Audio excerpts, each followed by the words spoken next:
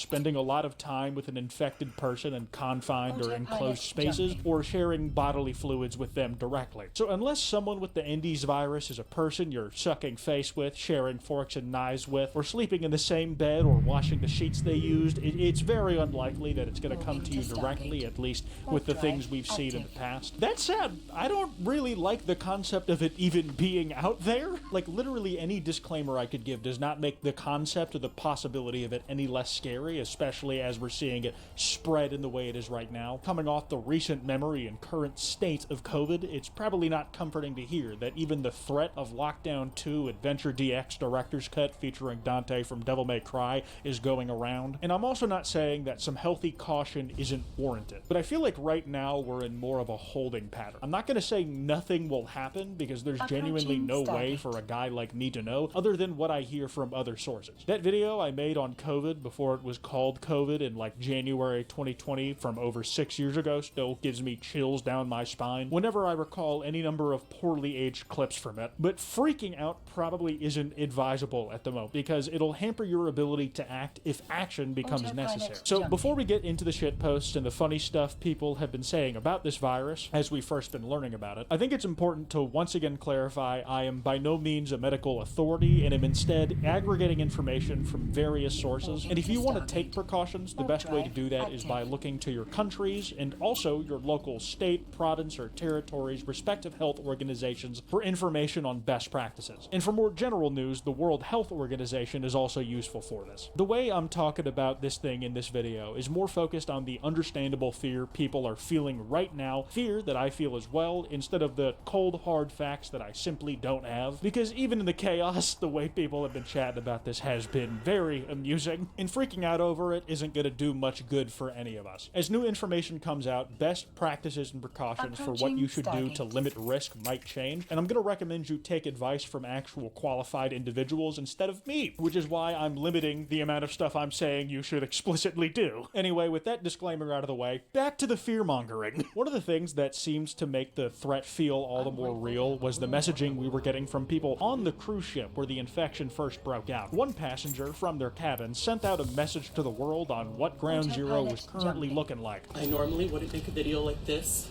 but I feel like I need to say something, so I wrote a few things down. I am currently on board the MV Hondius, and what's happening right now is very real for all of us here. Listen, I can immediately empathize with this guy in the position he's in. It has to be scary. He has to have internet access to give us this update video. And because of that, he's not only seen in person 7 people suspected of contracting the hantavirus, but also like a little under half of them died. And now he's stuck on a boat with everybody else who's supposedly been exposed to it. So let's hear what he has to say. We're not just a story. We're not just headlines. We're people with families, with lives, with people waiting for us at home. Listen, man, I understand the fear that you're feeling. You have a family you want to get back to as quick as possible. But is that really such a good idea right now? I get it. You're scared, but so am I. Some of y'all already got off the boat and went to the airport and went back home. If you got a family, then certainly you don't want to potentially bring back the plague to them with you, right? The incubation period for the hantavirus is something like 45 days, and I can understand that being stuck in the place we were first showed the disease as breaking out is probably terrifying and visceral when you're dealing with it right in front of you. But that's exactly why I don't want to do that myself. So I'm asking you from the bottom of my heart, hold the line. A lot of uncertainty, and that's the hardest part. All we want right now is to feel safe, to have clarity. I think it's too late for me to call the boat your new home now. I believe the boat has already died. Let's call the boat your new home now.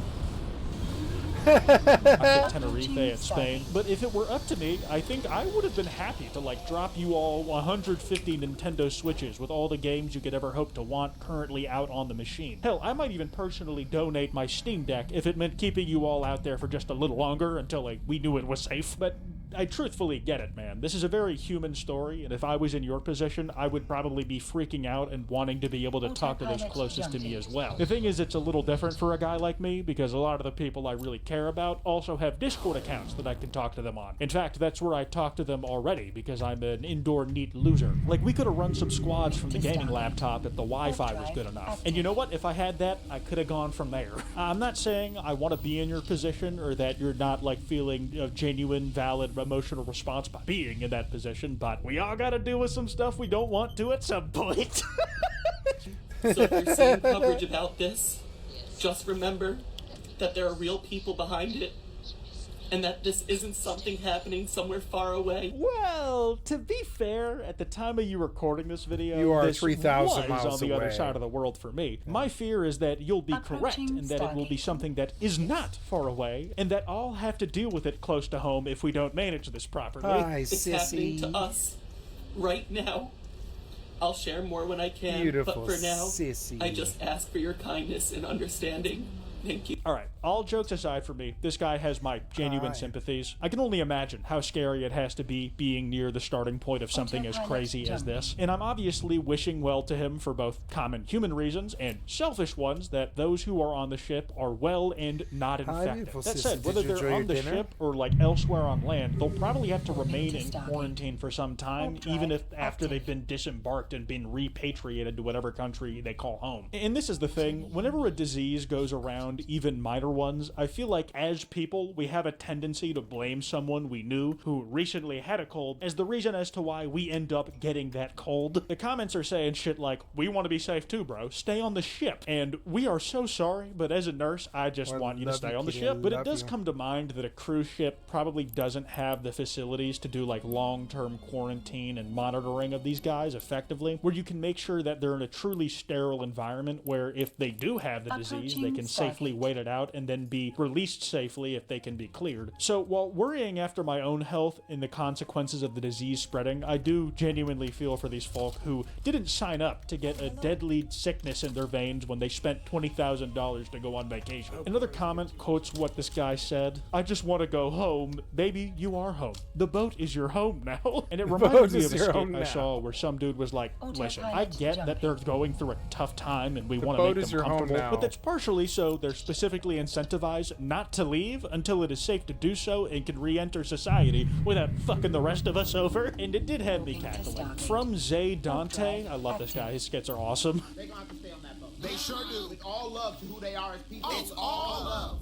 They gonna have to stay on that boat. I think some of them already got off. Maybe we can build something around them. They can still live a normal life. You know what I mean? We can build them Disneyland. Then they become Disney. I'm gonna let you know you're not missing that much out here, son. I say start a new society on that motherfucker and build back better, dog. Nintendo Land? Pokemon adults? Pokemon adults are We can fine. work with Yeah, that. All right, let's Pokemon get is a really started. fun game. In regards to that, multiple of them have already left the ship comment. Apparently people had gotten off the cruise at a time where this whole thing being an outbreak at all wasn't even clear. Like some of these dudes who left early had no way of knowing that symptoms that could have been signs of like a common cold or a flu that always pops up on a cruise ship or a similar mass gathering event turned out to actually be the hantavirus. Roughly 32 passengers departed at St. Helena in late April, which, funny enough, is the island that Napoleon Bonaparte was exiled to all the way back whenever that happened. And this was all before we, and everybody watching this video right now, knew that there was an outbreak of the hantavirus as the culprit. And from all the reading I've done, those who had departed at that time and went back to their home countries have had themselves and people that they have had close contact with monitored closely for symptoms of the hantavirus by multiple health organizations. There's a lot more details in that, like there's like incredibly detailed timelines people have been able to put together about all this stuff, and like people in respective countries have been doing to see if this is spreading beyond its scope. But health professionals are watching those who were on the cruise and left early, as well as the people that came in contact with them to monitor what's going on with them. This whole kerfuffle has led to a bunch of admittedly funny jokes about people who get a disease in their system just deciding to run to the nearest airport. Dudes get a new unknown virus and the first thing they do is take a flight.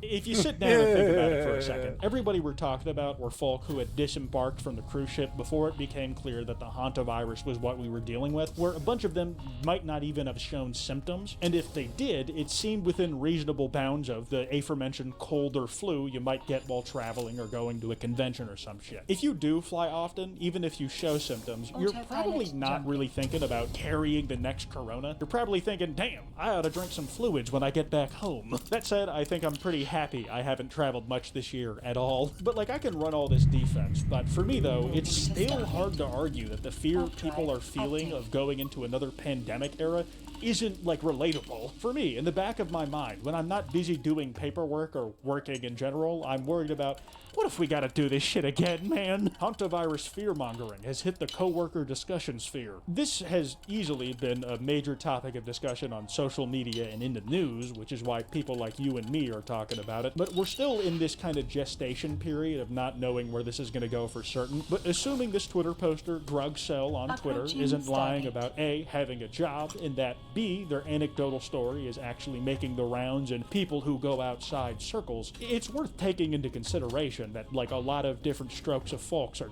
talking about this. I caught the hentai virus and I can't stop jerking off. This kind of talk reminds me of the shit I and others were doing when COVID first launched. It was just generically called the coronavirus instead of COVID, where it's kind of just a lighthearted pun to make because the stakes haven't become clear yet. But even with that being the case, the sense of impending doom hangs over your head all the same. Again, I genuinely could not tell you how this will pan out in the long run, but if you are genuinely worried, try to do so within reason. Keep up to date with the latest information on how to mitigate risk. Wash your hands, wear a mask, don't eat rat shit. If I can make this situation about myself, because as a content creator, that's all I know how to do. The worst case... I'm standing here inside of the greatest video game nightclub of all time, which is from the hit 2021 video game.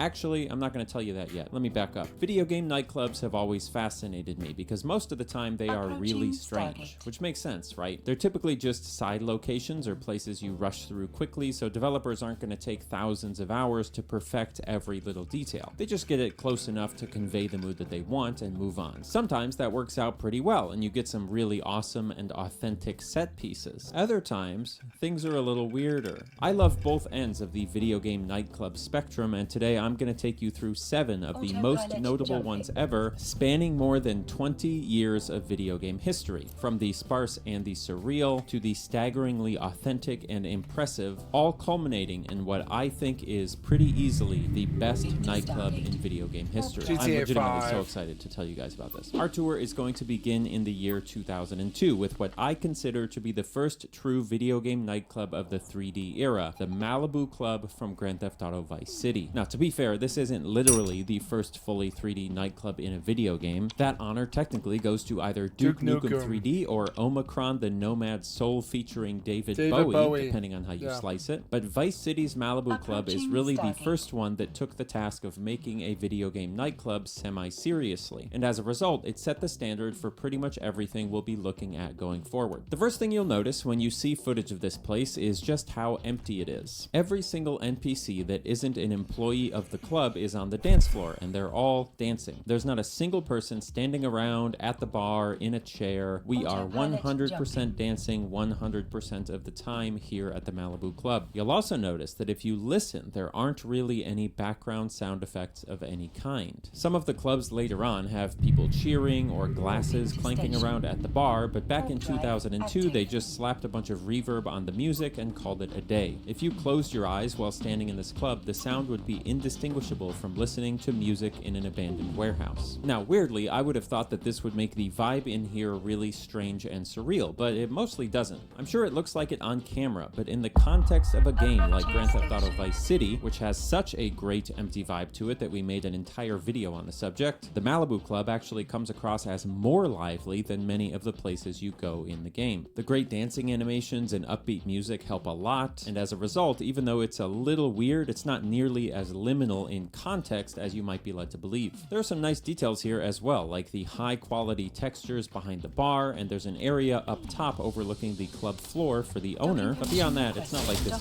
feels like a real nightclub, and I wouldn't want it to, right? Because the thing that makes a video game nightclub great isn't necessarily, incredible realism or attention to detail. It's just the ability for the game to convey some kind of strong vibe that uses the broad aesthetics of a nightclub, and the Malibu Club absolutely does that for Vice City. Now, one of the things I was curious about for this club is how many NPCs they actually have in them, and if that number goes up and up and up as we get to newer and newer games. So in addition to visiting all of these clubs and telling you about them, I'm actually going to use this little counting device to keep track of how many NPCs each of the nightclubs has in it, and then we're going to compare all of them as we move forward. In the case of Vice City, the total NPC count is 33. Not huge, but it's not terrible. Our next stop on the list is going to be 5 years later, right at the start of the Xbox 360 generation. But before we get there are so many great video game nightclubs we won't be getting to on this list because they just have a lot of overlap with the main locations we're going to look at, but I know lots of you are going to be waiting to see if I mention your favorites, so I figured in between each stop we would do a quick honorable mention of some other clubs from these eras because there's just so many good ones. Our first honorable mention is going to be a little game from BioWare called Star Wars Knights of the Old Republic, which has not one, not two, but 5 different cantinas scattered across 4 different planets. The main reason we aren't using this as a main entry is just because the game we're about to talk about will showcase some of what Knights of the Old Republic does more cleanly, but it's worth noting that Star Wars, which of course this game is based off of, really established the visual language of science fiction bars and clubs, and basically every sci-fi nightclub from 1977 onwards owes some debt to Star Wars, with its alien music bands and sexy alien dancers. But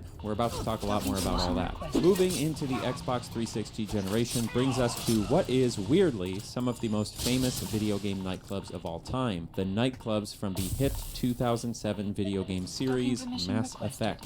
We're going to spend the bulk of our time talking about Mass Effect 1 here because for a lot of people it was their first experience in a video game nightclub in the context of a role-playing game. And this is really meaningful because in a perfect world, the goal of a role-playing game is that you feel like you're playing a role. Almost like, playing pretend as a kid, but way more fun because you can watch a hot alien dance on a coffee table. So a place like Cora's Den, which is one of 2 nightclubs in Mass Effect, isn't just a place for you to do tasks that the game gives you. It's also a place to role play if you want it to be. To hang out, to pretend you're someone you're not for a little bit. Even if there's not any actual interactivity here, which aside from watching an alien dance on a coffee table, there basically isn't. Now personally, I've never honestly thought that Cora's Den here really felt like a nightclub, or a bar I guess is what it's closer to. As iconic as it is, the design is pretty sparse, the music is too quiet so it's a bit awkward feeling, and the NPCs basically don't do anything energetic. It's a whole lot of sitting and standing still. In fact, the only energetic thing going on in here that I could find was somebody giggling every 30 seconds or so, and if you spend some time triangulating where the giggling is coming from, you'll learn that it's actually coming directly out of this dancing Ari up on the bar. Apparently, she's the only person having any fun in this place, aside from me watching the coffee table dance. The other nightclub in Mass Effect is called Flux, and overall, I would say it gets a lot closer to that nightclub feel. You've got people dancing, you've got a bit more background noise, there's more variety in what the NPCs are doing, and you've even got an interactive casino sort of thing up on the 2nd level where you can play a game or something. I honestly could never figure out how this thing worked. And this is a really great encapsulation of classic video game nightclub. A place that at first glance feels kind of authentic, but if you really slow down and look around, you'll notice just how weird everyone here is. But as long as you're enjoying the game, rather than feeling like this weirdness is a turnoff, you actually just kind of end up accepting it, and it becomes an aspect of the place you're spending time in, rather than something that takes you out of it, which is just great. For NPCs, we've got 2 different counts for 2 different clubs. Cora's Den has 33 NPCs present, but we're going to use the count for Flux because I like it better, which makes our final count for Mass Effect 48 NPCs. Of course, the other 2 Mass Effect games have nightclubs as well, and the most famous is probably Afterlife from Mass Effect 2, and it is a great club, don't get me wrong, but broadly speaking, most of the stuff we want to talk about with those games is going to be covered more thoroughly with the other games on our list, so we're going to move on. We're on our way to the year 2010, and a game that is very near and dear to my heart, but first, another quick honorable mention. Grand Theft Auto 4. I know it's weird not to spend much time on a release as huge as GTA 4, but the fact of the matter is that while the nightclubs in the game are great, they don't necessarily do any one thing better than some of the other games on our list that we're going to be covering. Plus, we talk about GTA enough on this channel. I want to talk about other games, but I did want to shout out the Grand Theft Auto 4 DLC, The Ballad of Gay Tony, because that game, despite being hugely satirical, has a really fun and, I won't say subtle, because GTA is never subtle, but I will say a nuanced representation of gay nightclub culture and spaces in New York City in the early 2000s, and it's the only game here that tries to show not just the clubs themselves, but the world and the people that build them. So shout out GTA 4, shout out Gay Tony, let's move on. Our next game is the least popular game on our list today, but it's a game that has the very first video game nightclub that I ever personally went in. GoldenEye 007 for the Nintendo Wii. Despite being on a game console that was made fun of endlessly for how weak it was, and despite being part of a game that was considered an inferior remake of a beloved first-person shooter on the Nintendo 64, GoldenEye 007 for the Nintendo Wii features a nightclub that, in some ways, still holds up against modern games for just how well it evokes the feeling of being immersed in a real nightclub. And there aren't very many games like that on our list. Take a look at this behind me. I know it's a little blurrier than other games we've looked at. I recorded this footage off of an original disc copy of the game, not an emulator, but really just look at it for a second. This is a Wii game. Compare this to Mass Effect. Compare this to Vice City. Heck, even, I'm going to spoil one from later. Compare it to Cyberpunk. I'm not saying that this Wii game from 2010 looks as good as Cyberpunk 2077, because you guys just aren't ready to have that conversation yet, but at the very least, we can agree that it looks way closer than it has any right to. So why is that? How did they do that? Well, it really comes down to one thing. MeUndies. Welcome to the sponsorship, gang. You know, I think the reason my transitions into sponsors are so good, guys, underpants.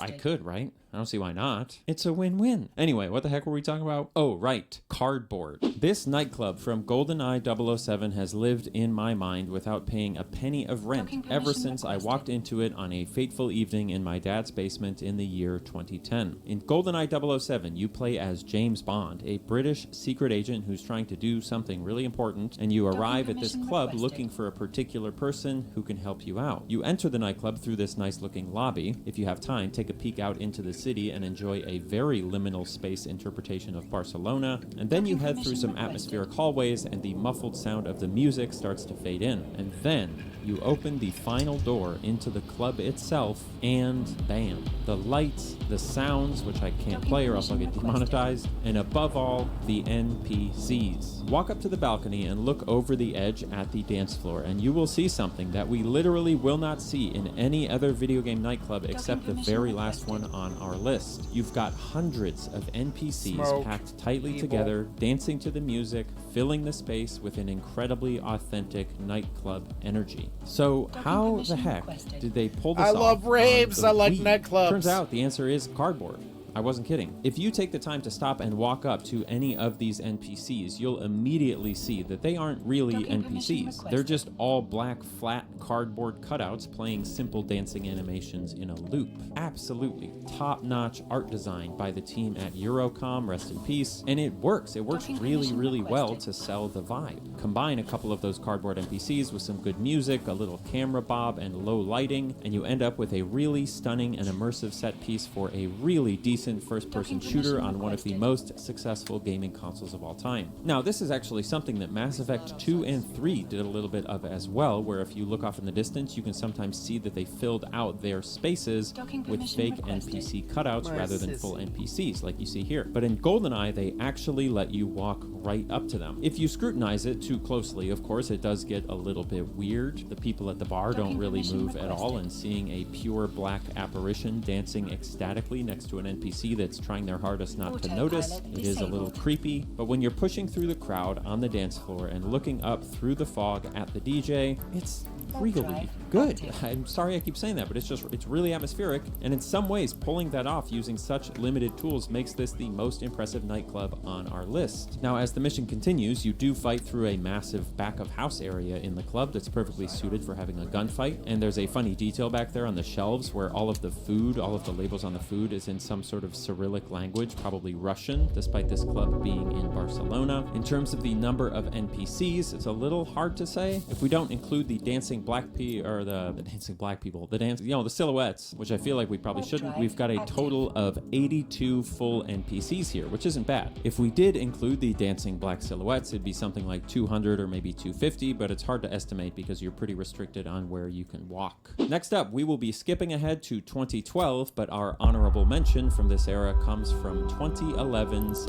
Deus Ex Human Revolution, which is one of the only games today I was unable to get my own footage of because my save file disappeared. So shout out to Sean from Total Gaming Network for recording this footage 14 years ago. The nightclub here is a small place called The Hive from fairly late in the game, and the main takeaway is just the aesthetic, which is basically a single color. Yellow. That's really the aesthetic of a lot of games of this area, to be honest. Deus Ex Human Revolution was kind of the last gasp of the piss filter aesthetic that the Xbox 360 era was known for, but the idea of nightclubs that have distinct color schemes is something we're going to see a couple times later on. Piss filter, I remember, yeah. So keep that. Man, look at that skybox. Holy cow, that's just really good. The Hive also gives us a taste of something that weirdly hasn't been part of our nightclub journey so far, which is detailed bathrooms. For whatever reason, aside from Grand Theft Auto 4, bathrooms were not a standard part of video game nightclubs until the early 2010s with games like Deus Ex, Grand Theft Auto, and the next game on our list, which is the 2012 cult classic from Square Enix, Sleeping Dogs. This game is widely considered an underappreciated gem, and it's basically a classic 3D beat-em up combined with Grand Theft Auto 4 set in modern Hong Kong. As you can imagine, modern Hong Kong is the perfect setting for a video game nightclub, and the game has a great one called Club Bam Bam. Of all the places we've looked at so far, this one is pretty far and away the one that feels the most grounded. And I don't even mean that it's the most impressively detailed or realistic necessarily. This is where Grand Theft Auto 5 got their casino from. But the actual vibe that they went for here, it's not a high-class lounge or some sort of super polished Apple Store-looking sci-fi bar. This is a straight-up, just regular-ass nightclub, like the type of place you could walk into in any city. And it's a little hard for me to pinpoint exactly why. Part of it, I think, has to do with the sound. The way they have the music reverberating in the space feels really authentic, and rather than perfect-sounding video game soundtrack music, it kind of has this messy, wobbly quality that music gets when it's played in a space that wasn't designed for music. Once again, I can't technically let you hear this because of copyright issues, but me and my researcher Luke, we did our best to recreate the songs from this game in sort of our own style so that we could give you a sense of what it might sound like. That's right, we have a custom soundtrack for our video,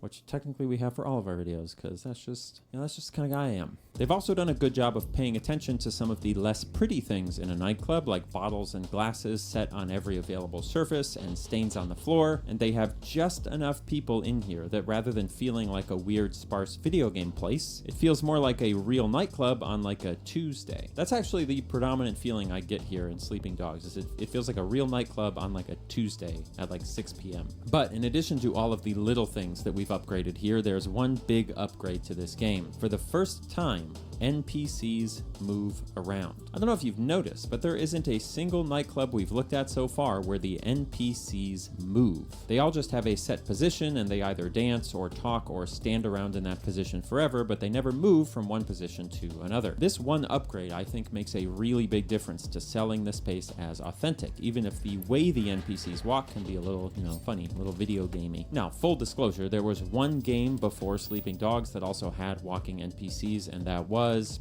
Grand Theft Auto 4. So, as usual, Rockstar is 4 or 5 years ahead of basically everyone else. But along with all of the other things that the developers of Sleeping Dogs added to their game, I'd say that at the time of its release, Club Bam Bam was probably the most authentic feeling nightclub in a video game. Maybe not the most atmospheric, I would still give that one to GoldenEye on the Wii, but in terms of capturing that kind of awkward, empty feeling that you get at a nightclub before you've had enough drinks, Sleeping Dogs absolutely nails it. There is one thing about this nightclub, though, that is absolutely horrible.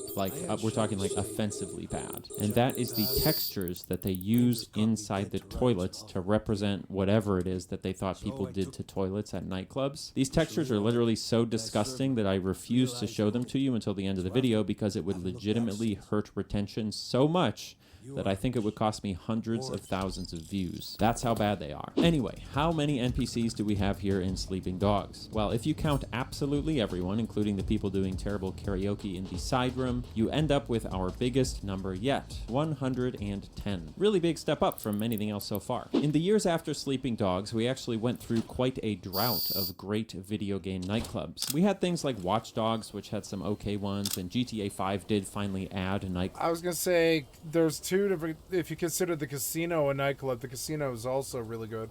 Clubs with one of the GTA 5 casino is the best nightclub. Updates to GTA Online, but nothing that really changed what video game nightclubs were. The one exception to this is our next and last honorable mention, which is not necessarily a game I recommend because I was literally unable to install it after trying for several hours, but it is a game with a really, really weird nightclub, and that is Star Citizen. This game is notorious, obviously, and I know it has a pretty bad reputation, but when I saw footage of Wally's Bar inside of a giant Disney World-looking dome with almost no people in it, kind of fell in love. Star Citizen is an MMO, of course, so the lack of players here just means that this isn't an appealing place for people to hang out in, but the emptiness really makes the atmosphere in here pop. To me, it's kind of giving luxury cruise that went wrong, or like high-end Disney World lounge after hours. I'm sort of obsessed with it, and I actually discovered it because as I was researching for this video, I stumbled across someone else on YouTube named Fabclon, really good name, who apparently also loves video game nightclubs and happened to include it in his list for his video, so shout out to Fabclon for that one. And frankly, probably for the best, I was unable to install Star Citizen because I think I would get hopelessly addicted to it. It's just my kind of game. Anyway, we've got 3 more games to cover here today, and in my eyes, these 3 games kind of showcase peak video game nightclub design, all in very different ways. So after 8 years of no great video game nightclubs, our long national night I think he was being ironic.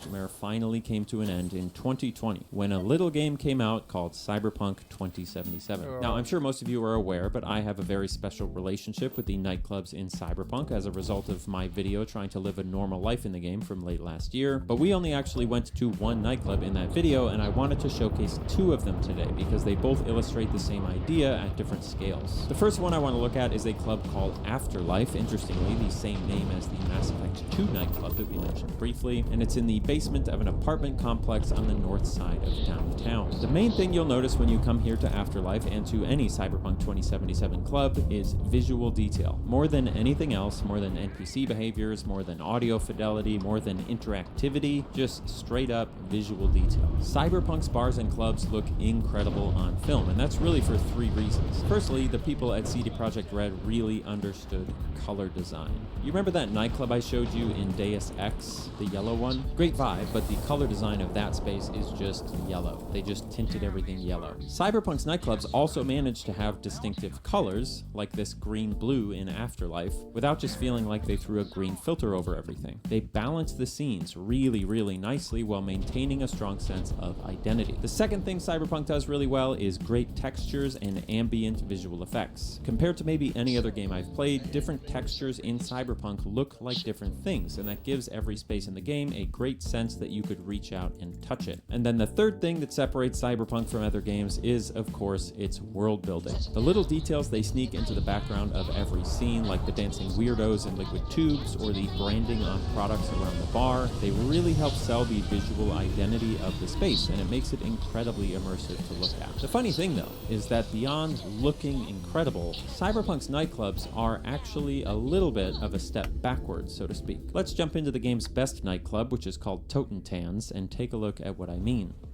Now, obviously, this club is incredible. I am not in any way saying that it's bad. I just want to point out some of the ways that it's actually more similar to some of those older games we looked at, despite its high-fidelity appearance, because that's obviously interesting to me. The main thing here is in NPC behavior. Totentans actually kind of has a similar thing going on here as GoldenEye 007 for the Wii, where from far away, the effect of all the NPCs is really beautiful and very striking, but once you actually walk around and look at them, these are some video game-ass NPCs. They don't don't walk around like they did in Sleeping Dogs. They stare at you kind of funny or dance in really cringe ways sometimes. They awkwardly stand around in places that a real person never would at a club. It's such a funny contrast from the impression that you get when you first show up here, and I want to draw a comparison with something I said back when we talked about Grand Theft Auto Vice City. Remember how I said that despite the fact that the Malibu Club was really bare bones and weird, how it didn't feel bare bones and weird in the context because the whole game is kind of bare bones and weird, so you just sort of get used to it? Cyberpunk is kind of the opposite. It's so incredible to look at that seeing something bare bones and weird like this stands out like... He's boring me now. I'm terribly sorry.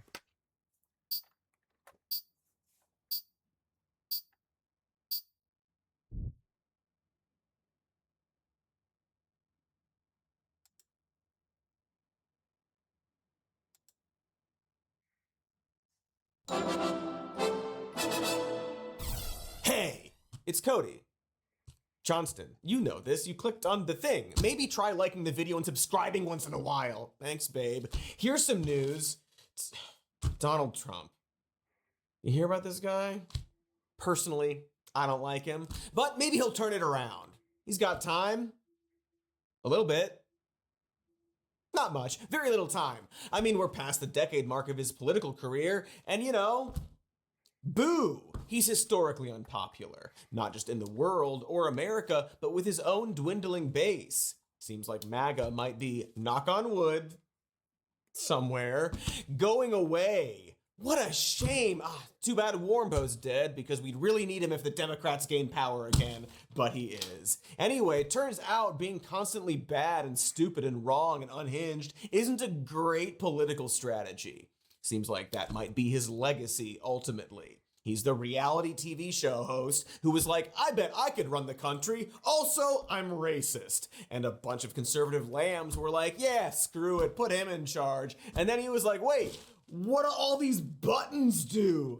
Also, I'm racist. And the country tanked repeatedly, killing many repeatedly. And now they're all like, oh, yeah, I guess that was a bad idea when you think about it. Probably shouldn't have done that.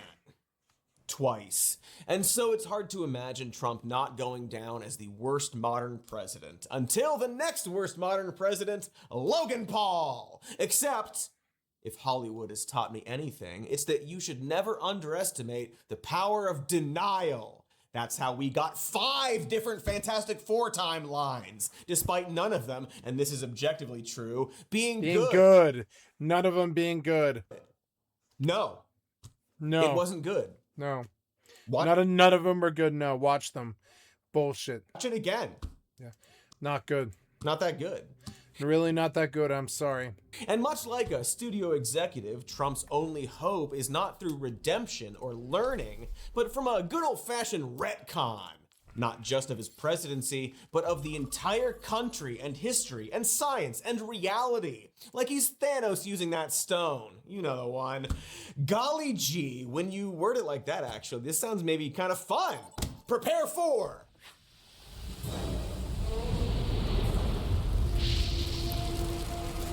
the MAGA retcon of America. Kinda fun. Kinda. Like how the new Fantastic Four is kinda good if you watch it on a big screen, but it's actually pretty boring and forgettable. Certainly better than Slop Pool and Nostalgerine, but how hard was that to do? Okay, so now that I've made almost everybody mad and turned the comments into, I assume, a complete disaster, what do I mean by retcon?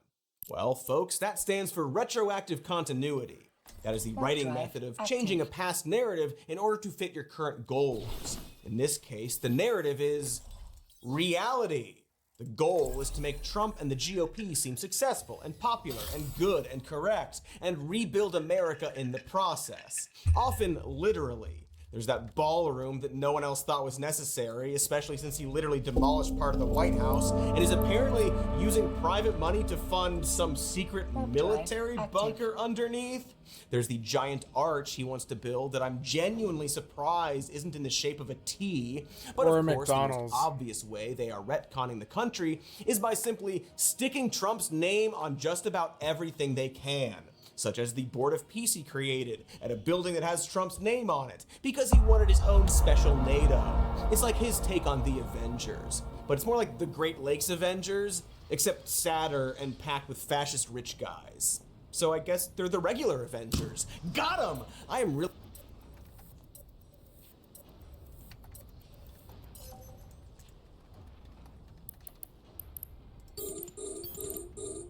To give the command to a drone requires you to have an active target.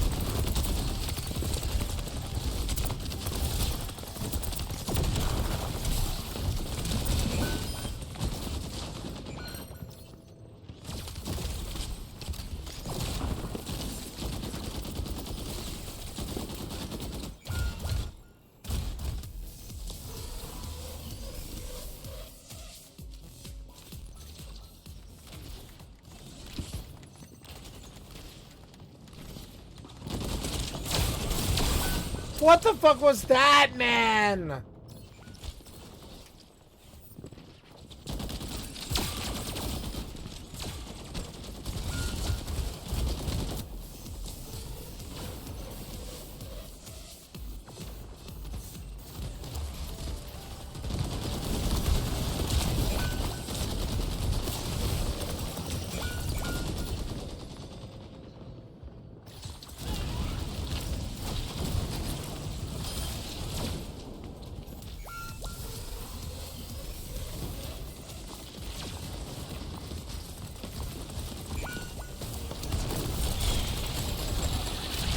What?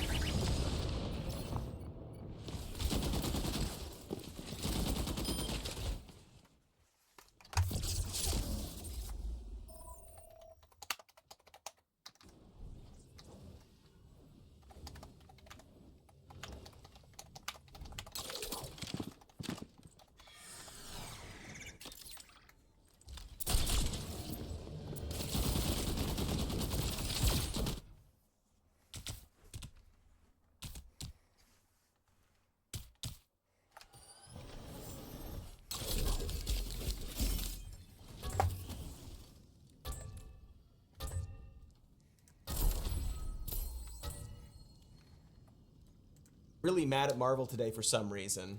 I really don't like Marvel. Marvel sucks dick. Marvel ruined an entire couple of generations of young men. Fucking stupid ass piece of shit corpo cocksuckers. I'd be mad at something. And of course, Trump also stuck his face on the Department of Justice. Oh, you finally came to the Marvel train, huh?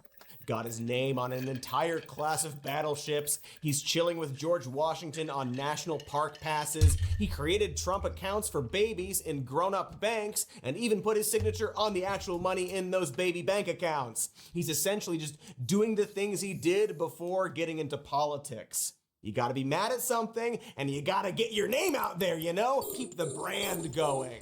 I guess the very stupid scheme here is that if he sticks his name on enough things, people 50 years from now will be like, oh, I guess he was really, really important and beloved. It's the fake it till you make it version of a legacy. Like if I spray painted my name on the Las Vegas sign and claimed to be the mayor. Because one assumes, or hopes, a lot of this stuff will just be reversed when he's no longer president.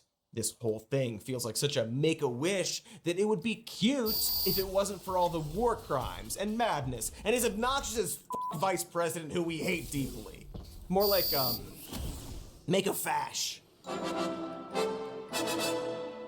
One particularly sad example of this is when Trump shoved his name into the Kennedy Center without consent. He's not a consent guy. Now calling it the Donald J. Trump and the John F. Kennedy Memorial Center for the Performing Arts, or Trump Kennedy Center for short. It's named like a Ruth's Chris steakhouse now. Is Chris a type of steak or a guy? Does Ruth own Chris or just the steakhouse? What happened to Chris? Dear God, what happened to Chris? I am not eating this steak unless I know Chris is alive.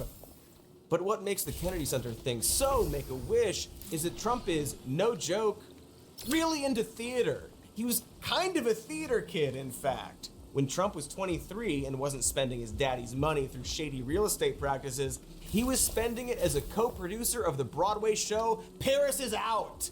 Despite it flopping, he still wanted to be a part of the theater scene, proposing a musical based on his own life in the 90s, and then later announcing a musical based on The Apprentice in 2005. No new news on when that's coming out, unfortunately. During his 2020 re-election campaign, Trump would blast the song Memory from Cats at campaign rallies until Andrew Lloyd Webber and presumably rally attendees ordered him to stop. It's also said that musical show tunes were used to calm the angry baby man whenever he was upset. Like, literally, they had a White House aide assigned to this. To show up and calm Trump, the secret theater kid, like he was King Kong. He's a theater kid, can't stress it enough. Might be the weirdest thing about him. And boy, considering this, you'd think he'd figure out makeup blending by now. So anyway, whatever. It makes sense why Trump was so passionate about the Kennedy Center thing. And because he's Trump, he would of course force out and replace anyone appointed by Democrats on the once bipartisan board, with, of course, himself as the chairman. It also explains why he actually took this self-appointment way more seriously than being president, reportedly being very hands-on and wanting to even host the Kennedy Center Honors. Because he's the ratings guy, remember? He's a Hollywood phony. Always has been. We've talked about this before. Trump's entire thing was playing the part of a rich and successful guy on television and in movies, despite not really being that in real life. His brand is tacky and, at best, ironic. And sure enough, this stink would rub off on the Trump Kennedy Center as well. First, a takeover of leadership, then a renaming, as the Kennedy Center became the Donald J. Trump and John F. Kennedy Center for the Performing Arts. And now, canceled performances. Amid all that, ratings for the televised Kennedy Center Honors, hosted by the president himself, showed a big drop in viewership, and overall ticket sales are reportedly way off. Turns out that being a war criminal responsible for multiple national tragedies as well as massive cuts to things like public broadcasting, who's also racist and constantly talking about how evil the left is, does not go over well with the performing arts crowd. Go figure. So when Trump took over the Arts Center, ticket sales fell faster than a bag of wet fat. In 2025, over 40% of all tickets remained unsold on the day of performance throughout all scheduled events, making it the center's worst fiscal year and worst attendance year since 2020. Classic Trump business model. Hey, I wonder what happened in 2020 that hurt ticket sales. Oh right, that other thing. And much like COVID, the sickness of the Trump Kennedy Center could not be stopped, or rather, could have been stopped, but wasn't because the people in charge were dumb and cruel. After the venue's name change, Chuck Red canceled his annual Jazz Jam Christmas Eve concert. Instead of just finding another act, perhaps the George Lucas Jizz Jam. The new Trump-appointed, but now former, venue president, Richard Grenell, threatened to sue Red for $1 million due to a political stunt. In another situation, Grenell responded to artist Yasmin Williams' emails regarding booking practices with a ranting screed complaining about, can you guess?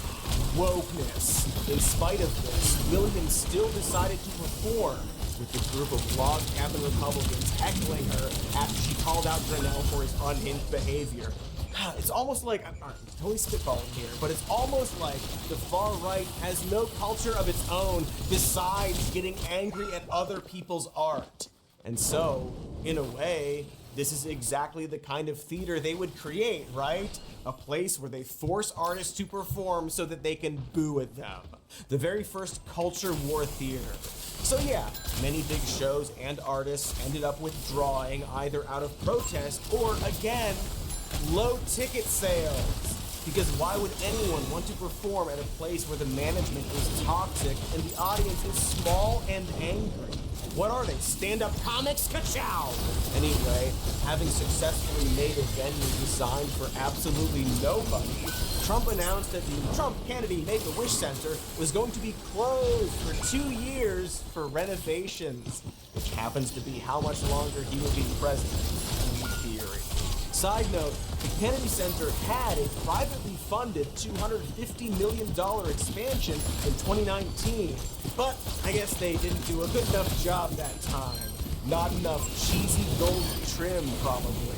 It's definitely not closed by our baby president due to spite and the embarrassment that no one wanted to indulge him and his own special theater space. And that there is the fun example, the most desperate and obvious and failed attempt by Trump to stamp his name on something that does not belong to him. After the break, we're going to talk about the much less fun examples, which should be fun. Not like in a wee way, I guess, but in an unhinged and desperate laughter not unlike Sam Neill at the end of In the Mouth of Madness kind of way. Get ready for fun and ads. Well, and ads. At the end of a long day of snoozing, I, like many of you, enjoy unwinding with a glass of wine.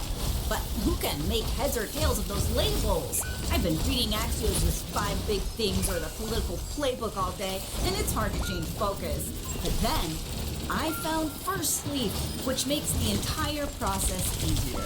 They match wines to your taste and send them right to your door. You just fill out a quick questionnaire about your preferences. You know, notes of apricot made from fermentable plant sugars, and they will send you personalized suggestions that guarantee you will love. They work directly with wineries, which means you often get wines you can't find at your local stores and at prices well below retail. That's one thing I can get behind when I've been reading the Cook Political Report and Punch Bowl all day long. In my world, ABV stands for All About Voxes, Today Explained newsletter. But apparently, that's an initialism in the wine world as well. Who knew?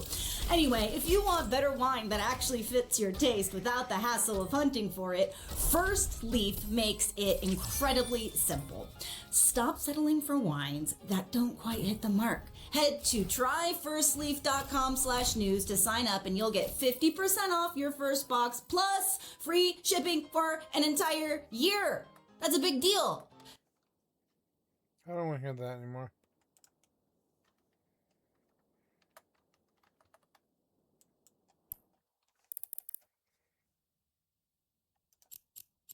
It's not the only chat that got more volatile after WoW enters the picture. I think it's not just WoW, it's MMORPGs in general, because you have to remember that when you start to appeal to any MMORPG crowd, you are appealing to a crowd of people who are online a lot. Because the average MMO player is also not watching a Twitch stream about their MMORPG. The average MMO player is just turning up and playing the game. That's what they're doing. As soon as you get onto Twitch, you've already kind of reduced it down to the hardcore. Yeah. So when you start to make any content that appeals to MMORPG players who are also engaging in online communities beyond the game, that is when you have almost filtered it to the more extreme people. The self-selection bias. It really is. Yeah, the self-selection bias is very important. So you're appealing to a group of gamers who spend more than the average person online. Anonymous, tribalistic, tribal, emotionally charged. All these words and more. Who are more insistent that you play their game wrong, MMO players or Factorio players?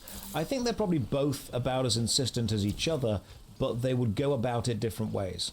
MMORPG players would work out the perfect rotation of insults to send me to do the most damage, and Factorio players would work out how to automate that. What's wrong with people like me who like MMORPGs but can't ever find the right one?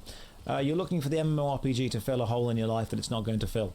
You're hoping that it's going to be a specific play experience that gives you the content or the quality of the content that you are looking for, when actually the answer, as horrible as it's going to sound, is any MMORPG could fill it, provided you're playing it with the right people.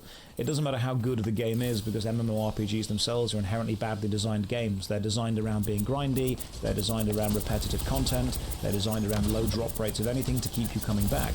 If they were good games, they would be finishable in less than 100 hours, whereas most people say you can't even start an MMO within 100 hours.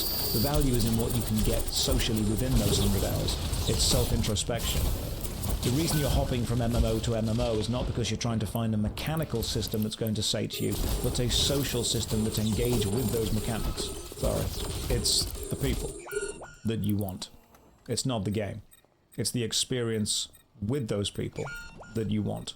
Day 8 of saying hello in chat. Hello, Terminally Online. You never play MMOs for other players, you actively avoid them. Okay, frogs. Are you happy with the games that you play? If someone gave you an exact copy of an MMORPG but with 0 players and every single player replaced with a bot, would it still have as much value to you to play it? Because I believe that a lot of people that play MMORPGs solely still value the social interaction that they are viewed with. There is something nice about being alone in a crowd. It is the existence of the crowd that matters. Playing solo in a living world can still have value. Isn't hardcore Iron Man RuneScape that? Absolutely. You can play alone together. A lot of people do. Moondog, you play MMOs to make friends. That's nothing sad about that at all, man. That's what they're designed for.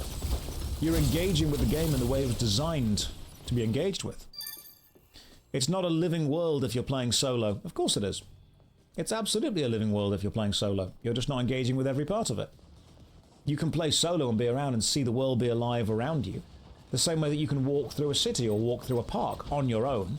The city is still alive, the park is still alive. You can value the vibe that everyone else is bringing to it. I think human beings bring a vibe. When we spoke about vibes earlier, this is kind of where it goes to. The idea that you can enjoy the overall essence of a thing without feeling the desire to be involved in every aspect of the essence. Vibe maxing. Oh, absolutely. Verdano, I've spoken about this many, many, many times. People often forget that back when MMORPGs were novel, with things like EverQuest, Meridian 59, Ultima Online, the value was not necessarily in the gameplay. The value was in the social interaction that the gameplay facilitated. There was a huge amount of downtime in EverQuest when you would sit and wait for your mana to refill. There was a huge amount of downtime in EverQuest when you killed a roaming boss and were sitting waiting for it to respawn. But that downtime was not nothing. That downtime was social. That downtime was time to talk to your friends, time to talk to the people in your group, time to talk to your mates. There was a lot of stuff that you could do with that downtime. That was the social mode. Remember that some people used to log into MMORPGs literally just to talk to people. And by logging in just to talk to people, you would get the social interaction from it. They are digital third spaces. Unfortunately now, because the talking to people is no longer novel, people don't log in order to do that. They log in order to play the game, which means the game has had to change itself from being a social facilitator into being a good video game within itself. And there we hit this paradox. Sometimes good game design demands more of your attention, which means you have to take the attention away from what it was previously being given to, which was socializing. Which means older MMORPGs demanded less of your attention because more of the attention was spent doing social stuff. While modern MMORPGs demand more of your attention because they want to try and be good, complicated games in their own right, and in demanding more of your attention, they cannot give you as much downtime to do social stuff because doing social stuff in them is no longer novel. We are not impressed by being told we can talk to 100 people from 100 different countries in real time when we can just do that on Discord. We can just go and watch YouTube. We can go and interact with Twitch. What made MMORPGs special was the social aspect of them. And by removing the social aspect and focusing on the gameplay, you don't have a special game anymore. You just have an RPG that we're all playing through together. Which is not wrong or bad, but we do at least need to acknowledge that we have lost what made the genre unique, which was the social aspect. Many years ago, going into a dungeon was not just about completing the dungeon, it was about experiencing the dungeon. And people talk about, this is a great thing you just brought up there, Fern, server-locked gameplay. If you couldn't jump through servers, if you were on one server, then your social standing mattered as much as your skill. You became someone that was known. If you were an excellent player, but you were horrible to run with, people would avoid running with you out of purpose. If you were exceptionally fun to run with, but not that good as a player, people would probably spend time helping you get better, because you became known within your little culture, within your society. Remember how I've said that human beings aren't meant to live in such massive societies. If you have a server that could only hold 1,000 people and you know all 1,000 people, you have a community. If you have a server that can hold 1,000,000 people but you never get to know them, you never talk to them, you never see them, you may have more people around. But you definitely do not have a community. You just have a lot of people. The same way that you can live in a house with 4 or 5 other people and you will get to know them. You can live in a city with 4,000 or 5,000 other people and you will not get to know all of them. You have to ask yourself what's more important to you personally. So saying that you play an MMO to make friends is not silly at all. If anything, it's the way that they were meant to be played. The problem with this philosophy is that people that are trying to make MMOs now think that what made them special years ago is still what the modern player base are going to value and respect. I have spoken to many people who are making an MMORPG, from people who are trying to do it solo in their basement to people who have had hundreds of millions in funding. And all of them tell me that the thing they want to focus on is the social aspect. And I've said, okay, but are you trying to give people what they had 20 years ago? Are you trying to recapture and recreate the thing that made you fall in love with the genre? When you have to acknowledge that we live in a completely different world now. Giving people a social friendly MMORPG is not novel anymore. What do modern players want from an MMO? And the answer cannot just be they want to be able to log in and talk to their mates, because that's been solved for years. You wonder then why social games are still popular, like Phasmophobia and stuff, but the aspects have become less utilised. Mosley, so those games, I don't think this is a derogatory term, those games are often referred to as friend slop. And I think the reason that they're referred to as those games, and they are social, is they're not long-term. They're short, they're novel, they're fun for a bit. You log in, you enjoy them with your mates, and then you move on. This is very important. Those games are designed to facilitate a social connection between you and your friends. They also do not require a huge amount of investment. Imagine Fall Guys. Fall Guys was a great example of this. When Fall Guys released, if you'd have said to someone, hey man, I play Fall Guys, do you want to come and play it with me? But you've got to play it for 100 hours before we can play together. That's not going to get anywhere near as many people. If you say to someone, hey, there's new games out, it's quite fun, it's designed for friends to play together, you know, it's pretty cheap, time investment's pretty low, download it, play it, have fun, and then, very importantly, move on. These games that appeal to people like Phasmophobia, like Fall Guys, like, I think Valheim was it for a while, sometimes a new game releases, prides itself on the multiplayer component it has, gets played, gets enjoyed, Lethal Company was another one, gets enjoyed, peak, and then people just move on. The thing with MMORPGs is they don't want to just be accessed, enjoyed, and moved on from. They want to take the player base and keep it. They do not want people to move on from it. They want people to be there, to stay there. So when people say to me, oh, but multiplayer gaming and, you know, social connection is still there, people want to play these games, yes, it is, which is why we loop back to the idea. What is an MMORPG providing that these games are not? MMORPGs appeal to people who want long-term progression in one game, and that is absolutely a player base. But the friend slop genre appeals to people who want to download a game, immediately be involved with it in a way that matters with their friends. They want to immediately see all the mechanics that the game has to offer. They don't want to be told, keep playing and you get to the good bit. They want to be given the good bit from the start. And you know what those friend slop games do? Exactly that. You can download a friend slop game and within 1 to 2 hours, immediately be at the good bit with your friends, involved in a way that matters. And once that bit's happened and it resets, you get to do it again. And once you get bored of it, you move on, because it's not asked for a huge long-term commitment. And the cool thing is your friends can move on with you. And there's nothing wrong with friend slop games. People have a good time with them. When I say friend slop, I don't mean low quality. I mean the thing that this game does is exactly what it says on the tin, which is we're going to give you a way to play with your friends right now in a low commitment, high return video game experience that straight away gives you what you want. It's instant gratification for that.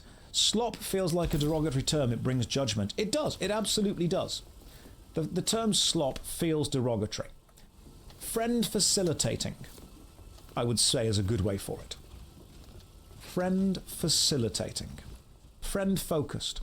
And this is what I kind of push back at when people say, hey, I'm going to make an MMORPG, it's going to be just the way things were, it's going to be a social aspect game, you're going to have to actually talk to each other. I'm like, okay, why? Do you believe that's a thing that the gaming landscape doesn't have right now? The gaming landscape has loads of games that people can download and play straight away and have fun with it. And I think what a lot of people that are making MMORPGs think is that the connection is more valuable if somebody has invested 100 hours into it. And they might have a point. They might actually have a very real point that the connection would be more valuable if people had invested hundreds of hours into it. But are people going to do that? That's the question. Do you believe that you are providing something that modern gamers want? And I don't want modern gamers to be taken as a derogatory term. I don't want people to be sat there thinking, oh, modern gamers only play, crap games. No. Modern gamers play more games. Someone said to me once, if only there was a game like EverQuest that released right now. And I replied, what about EverQuest? That's still online. In fact, it's had its 31st expansion. It's still going, it's still being updated, it's still there, you can still play it. And they said, oh, well, it's not the same. I'm like, what do you mean?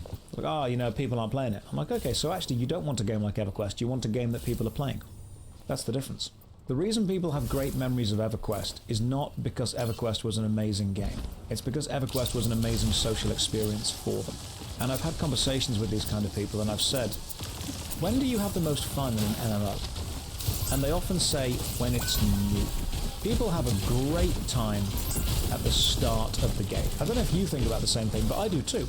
When a game launches, when a new server kicks off, when everyone's playing together, beautiful. Lovely moment. Start of New World, gorgeous. Absolutely gorgeous, can't even deny it. Start of New World, fantastic. All there, all playing together, all having a good time. You say you're hungry for a new MMO. I don't think you are. I think you're hungry for the experience that a new MMORPG brings. You could have that experience in any MMO if everyone agreed to do it at the same time. That's the thing. If everyone agreed to do it, it would be fine. You could have the new player, social, connected, unsure what's going on experience in almost any MMO if everyone agreed to play that game at the same time. And I think that's what people want from it. They want everyone together. Games like Helldivers 2. Helldivers 2 released. It was a friends facilitator social game. You got to the good bit really quickly. Everyone had a good time. People moved on from it. Finding those people is challenging. It is. But ironically, you know how we don't find those people? By making more MMORPGs. Because what we're doing then is dividing a small player base even further. People ask why fresh start servers in MMOs work so well. It's because you take the people that already like the gameplay of that MMO and give them the social experience back. You say, hey, we're going to pick a time, we're all going to start again. Why do you think it works so well with games like Path of Exile 2 with their seasons? Because that is a return moment for everyone. What makes MMOs successful in the West versus East is kind of different too. MMO scene is a lot bigger in Asia and Southeast Asia. I don't particularly know too much about the scene over there. I know that they generally tend to focus on the flashy pay-to-win versions of the games, which is fine. That's what they want. It's a different society, different culture. The grind from 0 to 100 is attractive. Yeah, it is for a lot of people. Here's one thing that I have noticed that I think is very important that people don't think about. Whenever you design anything, you need to design the onboarding moment. And the onboarding moment is important because it is a social experience that lots of people have together. People want... Kill, you said hot take, you don't like seasons and having start fresh. Okay, that's fine. You know what? I'm getting on board with that. A lot of games have what we call quit moments. Quit moments are where you just, stop playing the game. But games don't often think about return moments. And if you have a return moment... Let me explain this in terms of Command & Conquer. Okay. Let me try and explain this in a way that I think people will get. In order to enhance a social experience that you have within the game, you need to hit a critical mass of players at the same time that will enhance the systems that the game has and allow people to actually communicate with a broad variety of people. Think about it like this. Imagine playing Command & Conquer, which is a real-time strategy game, and you have 1,000 troops to storm the enemy base with. If you send those troops one at a time at the enemy base, even though you will eventually have sent 1,000, none of them will succeed. They will get gunned down by the machine guns on the outside of the enemy base, because you haven't attacked with a critical mass all in one go. However, if you send all 1,000 at the same time, you will overwhelm the enemy's defenses and you will succeed. Bringing people into a new MMORPG is a similar type of process. If you simply have one person join, look around the game and think, this is dead, and then leave, the next person will join, look around the game and think, this is dead, and then they will leave. Every person will do that, and every person will think that the game is dead. But if everyone joined at the same time, then they would look around and say, oh my god, this game is fantastic, this game is alive, this is what I want, I'm going to talk to people, I'm going to have the social experience that I like. And therefore, it succeeds. You haven't actually... I can't move, I can't do anything! Piece of shit! Cocksucker Microsoft developer! Fuck you, asshole! At the same time. And that's a really important thing with MMORPGs, that other games that we tend to refer to as friend-focused or friend slot are really good at doing. These games that release, are fun for a few months, and then people move on from, are excellent at adding everyone at the same time. Games that simply never reset are bad at bringing in huge influx of people at the same time. One of the reasons the Crucible event for Albion Online right now has been fun is because it's been an event designed to bring a load of people into the game at the same time. That was kind of the point. That was one of the purposes that it was trying to achieve. That was one of its goals. So one of the reasons that I see people complain about MMORPGs is they feel like the worlds are dying. I'm like, okay. In that case, what we really need is everyone on board at the same time. And if you look at the modern updates, that has sometimes been detrimental to that goal. By allowing all of the servers to connect together, you're bringing more people together at the same time, but you're making them not communicate with each other. By dividing down the dungeons, you're allowing people to team up straight away, but again, they're not communicating with each other. You're not feeling that chat. Which means we have these two dividing things pulling either side. We need everyone to be together so it's social, but then we also have, but we're going to remove the need to be social in order to get everyone together. Which means you have this paradox of, you have a game genre that is designed about social connection, but needs a critical mass of players, and the easiest way to achieve the critical mass of players is to remove the need for social interaction. So you have a lot of people wanting to be social who aren't. Or you have a few people who want to be social who can't. That's the problem. It's a four-dimensional problem. And this is what Verdana, that's exactly what we were talking about. Games that are like friend slot. And again, I'm not saying it in a derogatory way. Games like Fall Guys, games like Fall Flat, games like Among Us.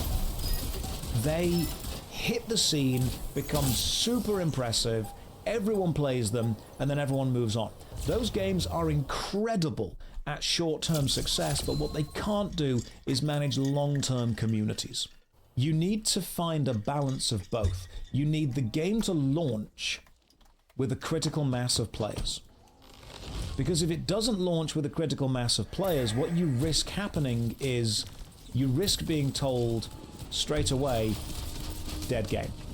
If a new MMORPG launches and it only has like 50 players on day one, you know what's going to happen? That's going to get screenshotted, it's going to get shared around Reddit, there's going to be YouTube videos made about it, people are going to say dead game, and then nobody else is going to join because they don't want to join a failed project.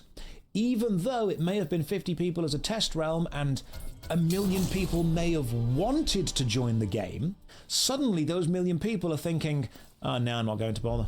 The launch day of a game matters so much because it sets the expectation for how many other people are going to want to join. And you may be one of those people that thinks, well, I'm not going to let the success or the failure of an early game tell me whether I should or shouldn't join. Congratulations. Well done. You're thinking independently. But can you understand how many people do not? Can you understand how many people will think, I am not going to join because I have seen it's already failed. But at the same time, there's a risk of attracting more players than the game can handle, which causes problems. Absolutely, it's a four-dimensional problem. It's a very, very complicated problem because you want people to join your game so you see that you have a healthy player base. But what you don't want to do is have so many people join the game that the player base becomes antisocial. Because believe it or not, when you have too many people, it loops back around to being antisocial. If you put 10 people in a room, chances are they're all going to end up talking to each other at some point. You put 10 million people in a city, they're not all going to meet each other. In fact, most people will say, I'd rather just be left alone. Corpus, that's a great example. When New World got a big update in 2025, people flocked to it, and as soon as New World announced it was shutting down, people left.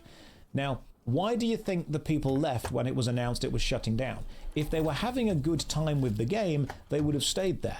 But people left instead of just staying and enjoying it while it was there. Why? Why is that? People in the chat, why do you think it is? Why do you think people stop playing an MMORPG when it's announced it's going to shut down? Because people suddenly think that the time spent in there is no longer worth it. It feels like wasting time. Kumi, you were going to waste the time anyway. The time is being wasted regardless. You're playing the game no matter what. Why invest time and effort into something that will disappear? Jack, in that case, why do anything? Do you believe that the time and the... I'm not saying you specifically. This might just be you answering the question. Does a video game only have more value if you know it's going to be a long-term commitment? They're considered a long-term investment. People don't want to do long-term investments in something that might die. I understand. I, to a degree, actually agree. But this means that maybe people didn't enjoy the gameplay, people enjoyed the society, people enjoyed the social aspect. Everything is ephemeral, everything is temporary. And I think that's one of the reasons that these games like Fall Guys, Human Fall Flat, Phasmophobia, whatever the other one was, Repo something. I think that's one of the reasons these do so well. People approach them knowing they're temporary.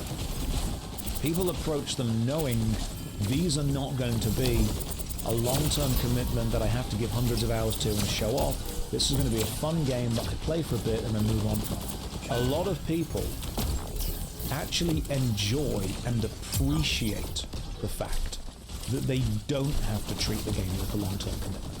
I think MMORPG as a genre brings an expectation with it. And the expectation is this is going to be with you for the rest of your life.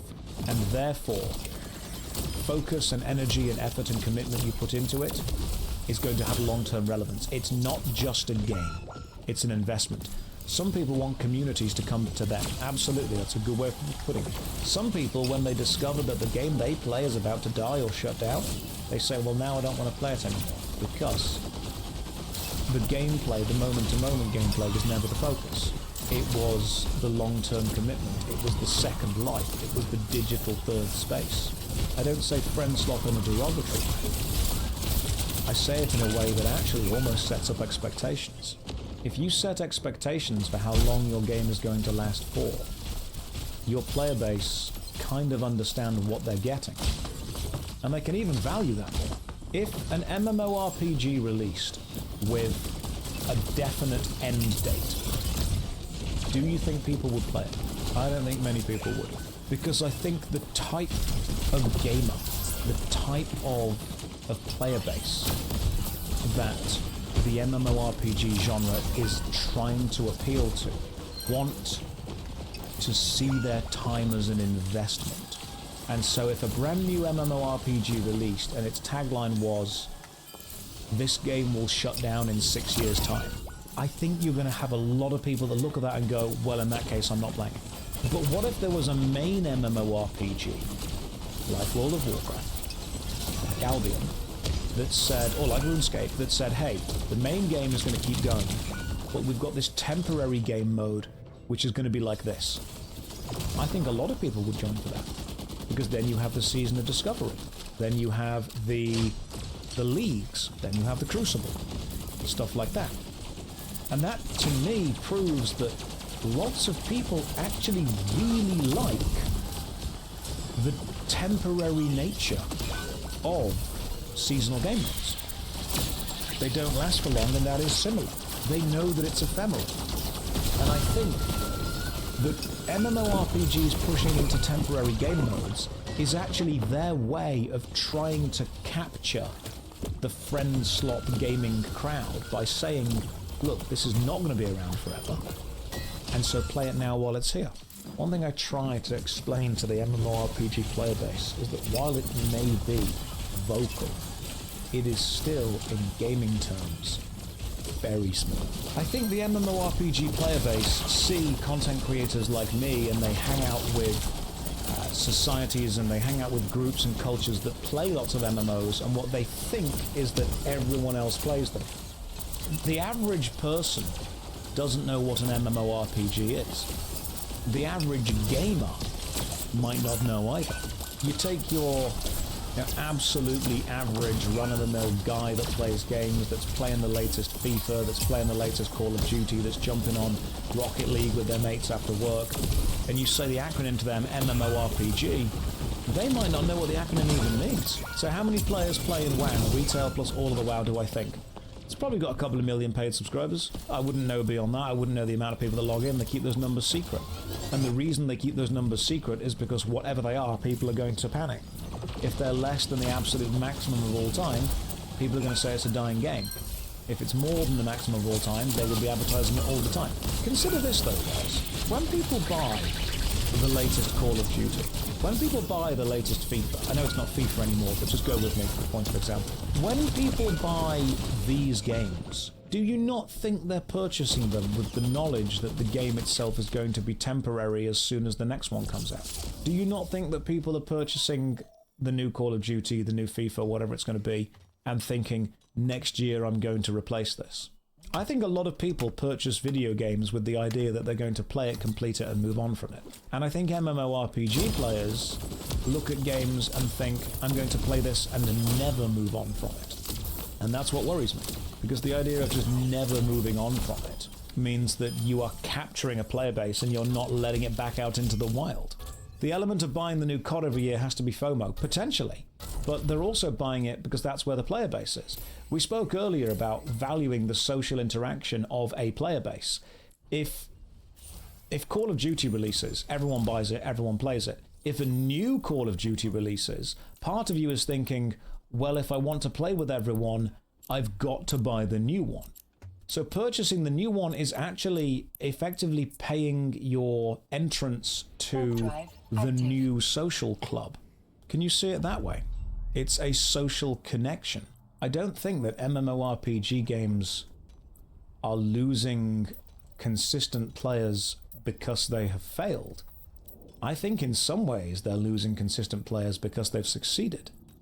Unfortunately, part of that success involves capturing a player base and not allowing it to travel around. If you have one MMORPG game that says big online world, you're going to get all the people that want that playing it. As soon as another game comes out that says, hey, big online world but different, you're going to get... I'm getting bored, I'm sorry. Hello everyone, how you doing? You alright? We did this one already.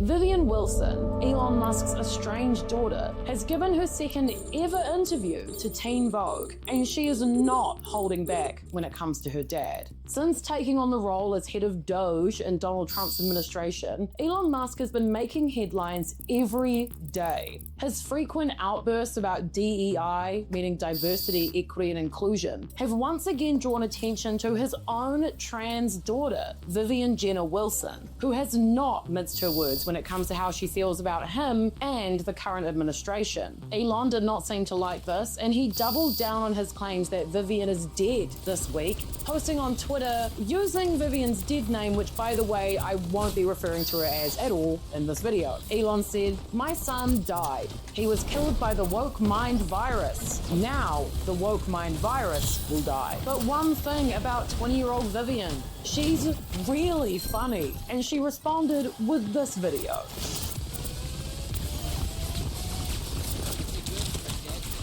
For those who don't know, that's a quote from Morgan McMichaels in RuPaul's Drag Race All-Stars 3. Drag is something that Vivian loves. But outside of being Elon's daughter and the self-proclaimed queen of threads, there is so much more to Vivian than meets the eye. So let's get to know Vivian Wilson, the accidental voice of a generation. Vivian is the daughter of Justine Wilson, a fantasy and sci-fi author who married Elon in 2000. They have 6 children, including Vivian. Their first child, named Nevada, was born in 2002, but tragically died from SIDS. The pair divorced in 2008. Vivian has spoken out against her father multiple times, mostly on Threads. When it comes to her childhood, we don't have loads of insight, only what Vivian and her mother Justine have shared. But from what we do know, it maybe wasn't ideal. Last year, Elon made claims about her childhood and continued to dead-name her in interviews and just say generally strange things about her upbringing and her transition, including comments that he was tricked into authorizing trans-related medical treatment for her when she was only 16. This led Vivian to do her first ever interview last year with NBC, where she said Elon was an absent father who was cruel to her as a child for being queer and feminine. She also said, "I think he was under the assumption that I wasn't going to say anything and I would just let this go unchallenged," which I'm not going to do, because if you're going to lie about me, like blatantly, to an audience of millions, I'm not just going to let that slide. Vivian went on to describe her father unfondly, saying, "He was cold. He's very quick to anger. He is uncaring and narcissistic." In 2022, Vivian made headlines when she sought a California court approval to change her name and sever ties with her father. In the court filing, she stated, "I no longer live with or wish to be related to my biological father in any way, shape, or form." At the time, she was surprised by the media attention, but stood by her decision. But she has acknowledged that she might have worded it differently if she had known the coverage it would receive.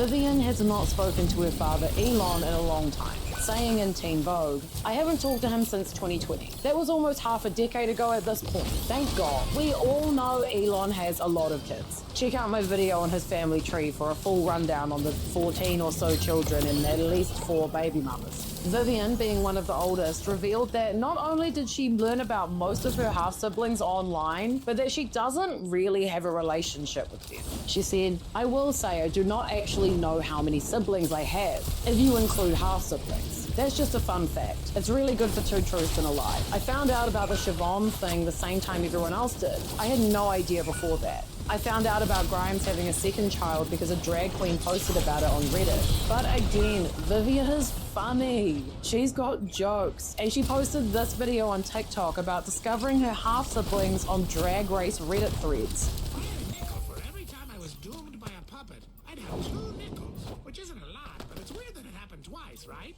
She's not in touch with her half-siblings just generally, and it seems her family unit is the family she grew up with. Her mother, her twin brother, and her other twin siblings. Vivian said, "I don't keep up with that side of the family because I don't. My mum doesn't really either. She's divorced, work, so yeah, I don't really give a fuck What? Kill This is not her! my problem, okay? I've seen X once when he was very little." Vivian is now living in Tokyo and studying languages, following in her mother's 18, my footsteps, who also fucking lived ass. and worked in Japan before she married Elon. She does seem close with her mother, who supported her through her transition, and she credits her mother's fantasy writing and general vibe for her, quote, Vivianisms of being cringe and chronically online. She went on to say, "But when it comes to Elon, Vivian's words are, direct. She described him as cringe and a pathetic man-child, adding she's not scared of him, no matter how much money he has." Some of her quips are iconic, like this one. She said she doesn't give a fuck about him, and it's annoying that people associate the two, which is fair enough. But I fear Vivian may have accidentally become the young queer voice that scared American teenagers can really rally behind right now, whether she likes it or not. Her humor is engaging and infectious, something she claims she learned arguing with other queer kids online. And her lighthearted takes on serious issues make her inescapably relatable to young people, who are staring at Vivian's father in horror, while she laughs at him and valiantly shows no fear. She's accidentally,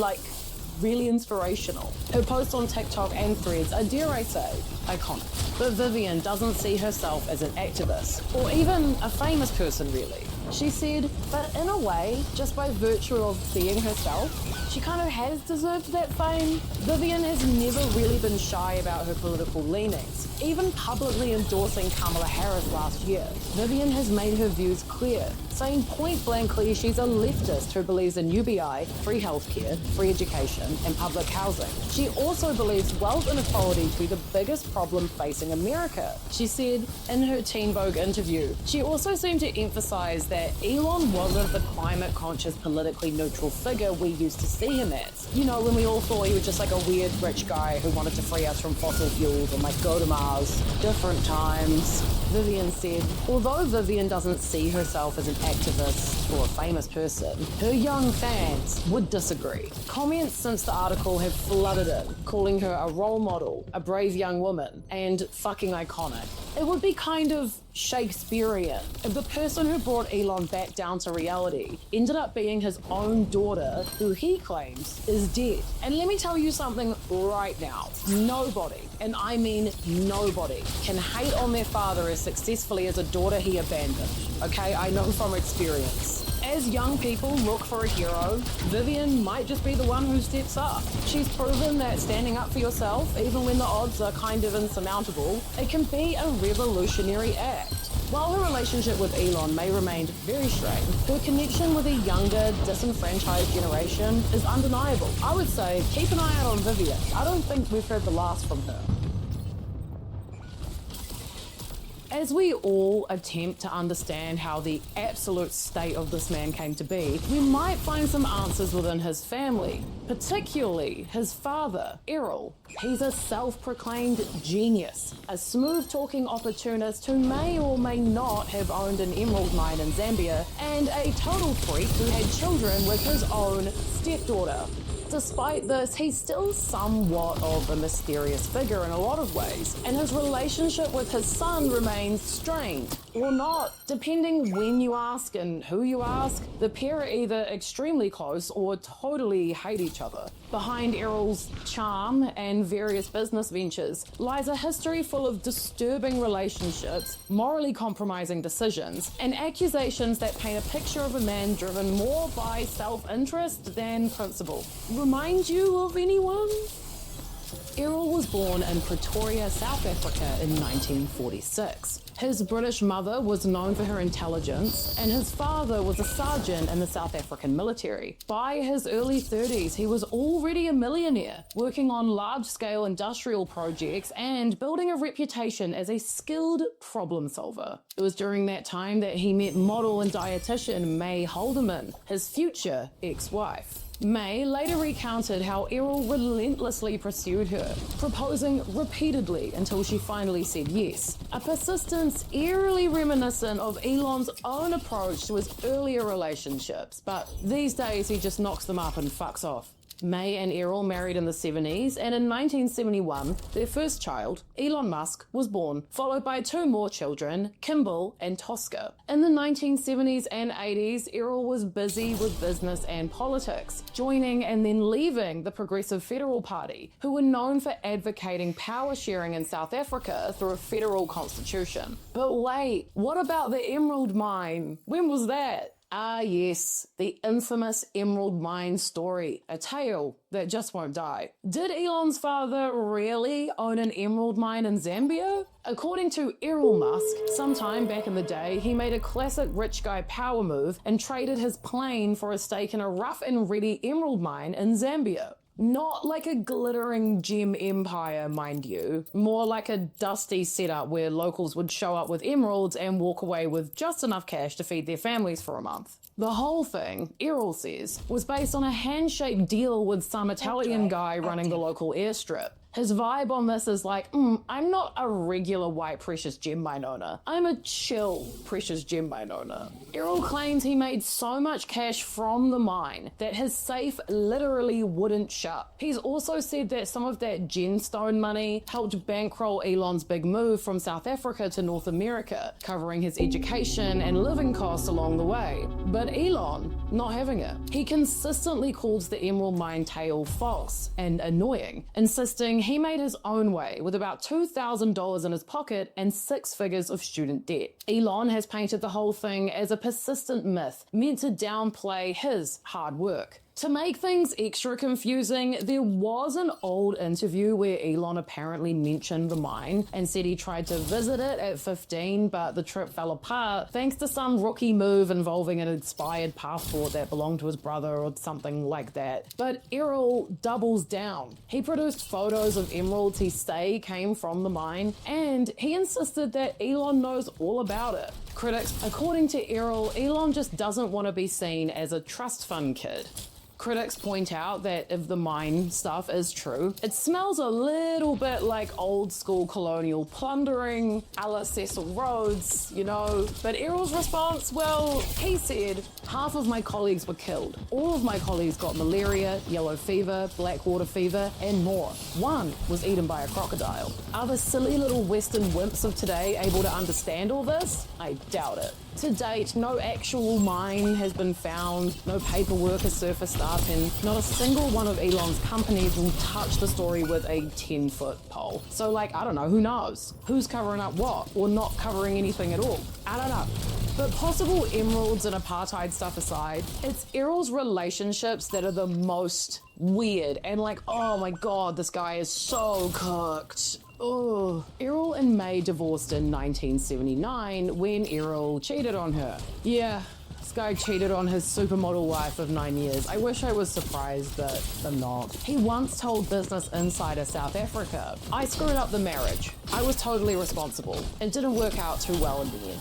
My former wife doesn't speak to me. Even when we're together, she won't speak to me. So we haven't spoken to one another for 37 years. She won't speak to me or engage me if we're in the same room, which we have been often. In her memoir titled A Woman Makes a Plan, May alleged instances of verbal and physical abuse. Describing Errol as controlling and cruel, she recounted a life of fear and humiliation, recalling one moment in particular where a 5-year-old Elon attempted to stop his father from beating his mother. In 2019, she said, everybody I knew called him the pig because he treated me so badly in public. Errol refutes these claims, maintaining that he always treated May with respect and care, even going as far as to say this. She made all that up. You think so? Yeah, she made all that up. I'm not even gonna comment. Errol also reckons he's important enough that her claims are an attempt to turn the public against him. Yeah, you're doing that just fine on your own actually, mate. Following the divorce, Elon chose to live with his father, a decision he would later deeply regret. Errol went on to be briefly married to a woman named Sue, and in the early 1990s, when he was aged 45, he married Heidi Benoisenhout, a 25-year-old he described as one of the best-looking women I've ever seen in my life. Heidi already had children from a previous relationship, including a daughter named Yana, who became Errol's stepdaughter at the age of 4. Go and get a sick bag. Errol recounts how Yana, at 29, reached out to him during a period of severe financial and personal hardship for help. He graciously provided financial support, you know, like you would expect from your rich father who raised you since the age of 4. Years later, Errol described the relationship as a moment of passion and confessed they had a child together. In a sensational interview with Mail Online, Errol said he could barely remember Yana's mother Heidi, despite the fact that the couple were married for years and they have 2 children together. In regards to the existence of the child, he also said, I told my daughter Allie about him because I thought she would be supportive and understanding. She said I was insane, mentally ill. She told the others and they went berserk. They think I'm getting senile and should go into an old age home, not have a life full of fun and a tiny baby. First of all, ooh. Second of all, why would you be surprised that everyone else in your family, especially your other daughter, aren't being supportive? Fucking freak! It's even more fucked up than you think. Errol Musk and his second wife, Heidi, went on to have 2 daughters together, Alexandra and Asher. Elon and his brother Kimball eventually moved in with Errol and Heidi, where the family made an effort to treat all the children equally, regardless of whether they were biological or 4 stepchildren. So for Elon, the vibe is very much your dad got your sister pregnant. And in a twist that seems to somehow only be surprising to Errol himself, it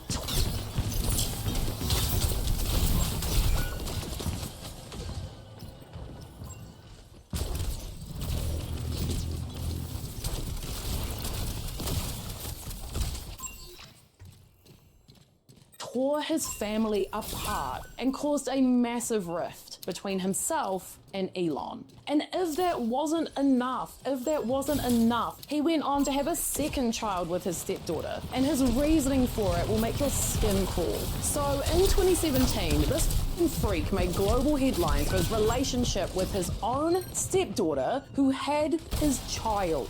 In an interview with The Sun, he said, "The only thing we're on Earth for is to reproduce." Elon reportedly went berserk when he learned that his stepsister was having his father's child, cause it's fucking gross and weird. I would go berserk too. Elon has also described his childhood as painful and isolated, and he said his father was largely absent and talked down to him a lot. He told Rolling Stone through tears, he said, "He was such a terrible human being, you have no idea. My dad will have a carefully thought out plan of evil. He will plan evil. Almost every crime you can possibly think of, he has done. Almost every evil thing you could possibly think of, he has done. It's so terrible, you can't believe it." In 2018, it was reported that the two hadn't spoken in over 18 months, but Errol, being an ignorant freak, still didn't seem to understand why anyone would have any sort of problem with him.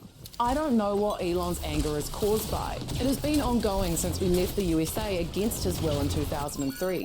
I drove them to school in a convertible Rolls Royce. They had thoroughbred horses to ride and motorbikes at the age of 14. They were spoiled, I suppose. Maybe that's why Elon is acting like a spoiled child now. That comment about 2003 refers to when Elon moved his family to Malibu after he got rich, and Errol and his wife just gacked it in the night at some point, apparently. But more recently, Errol has tried to make it clear that him and Elon are totally fine, even though he made comments about Elon being a bad father, something this fucking freak would know a lot about.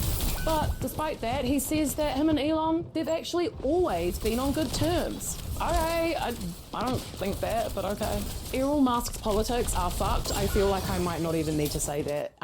But he isn't your typical Trump supporter. On a podcast, he veered into conspiracy territory, claiming, without irony, that Michelle Obama is transgender and suggested that Joan Rivers was killed for joking about it. He also echoed debunked claims about the 2020 election, alleging that 15 million votes were missing. He speculated that Elon's political shift from supporting Hillary Clinton in 2016 to backing Trump's 2024 campaign with over $250 million was fueled by a post-election snub. According to Errol, Elon was outraged when Biden hosted an EV summit and didn't invite Tesla. Despite the wild claims, Errol says he and Elon remain in contact and added, not so subtly, that his son recently gifted him a Bentley. So what did we learn? It's clear this guy is honestly awful. He's awful. I wanted to say something more intellectual here, but he actually makes me feel like really uncomfortable and uneasy. So does Errol Musk explain Elon Musk?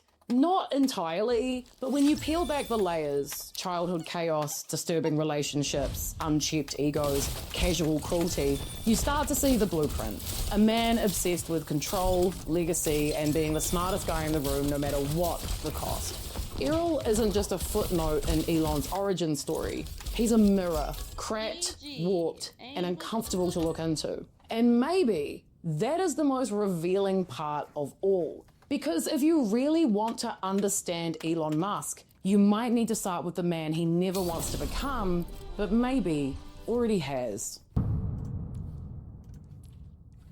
Elon Musk's mother May's life is a tale of contradictions, of a woman who has built a successful career as a glamorous silver influencer while being intricately linked to a family that stirs up endless controversy. From a young woman crowned as one of South Africa's most beautiful to an internationally recognized model and businesswoman. But behind her polished public persona and striking silver hair lies a history that's harder to untangle than it first appears. What does it mean to be the mother of someone like Elon Musk? How much of his rise to power is shaped by the environment she created? And how much is influenced by her own personal journey? Can the woman who built a career as a symbol of grace and influence continue to support her son's messy political antics? May Haldeman was born on April 19, 1948 in Saskatchewan, Canada, a twin and one of 5 children. Her family moved to Pretoria, South Africa in 1950, and according to May, her entrepreneurial spirit started young, and she began working at the age of just 8.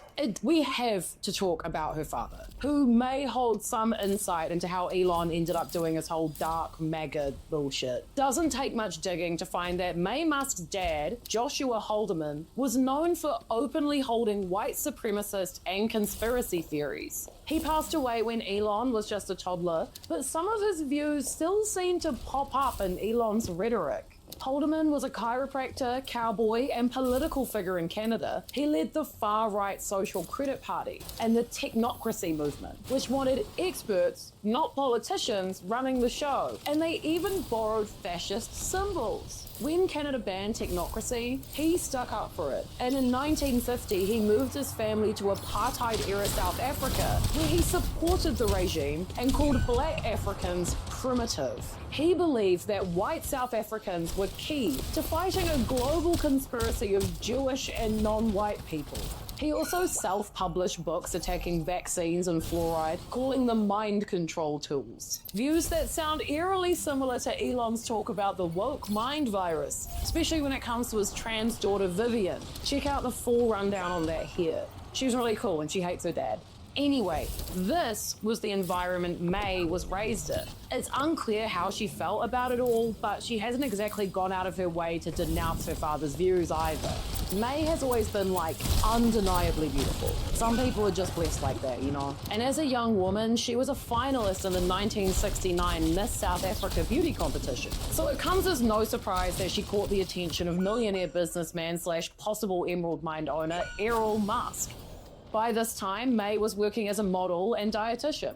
May would later recount how Errol relentlessly pursued her, proposing repeatedly until she finally said yes, and the pair got married in 1970. The next year, 1971, their first child, Elon Musk, was born, followed by 2 more children, Kimball and Tosca. Although the family were wealthy, things inside the home were apparently pretty rough, largely due to Errol, who was abusive to his wife and his children. In her memoir titled A Woman Makes a Plan, May alleged instances of verbal and physical abuse, describing Errol as controlling and cruel.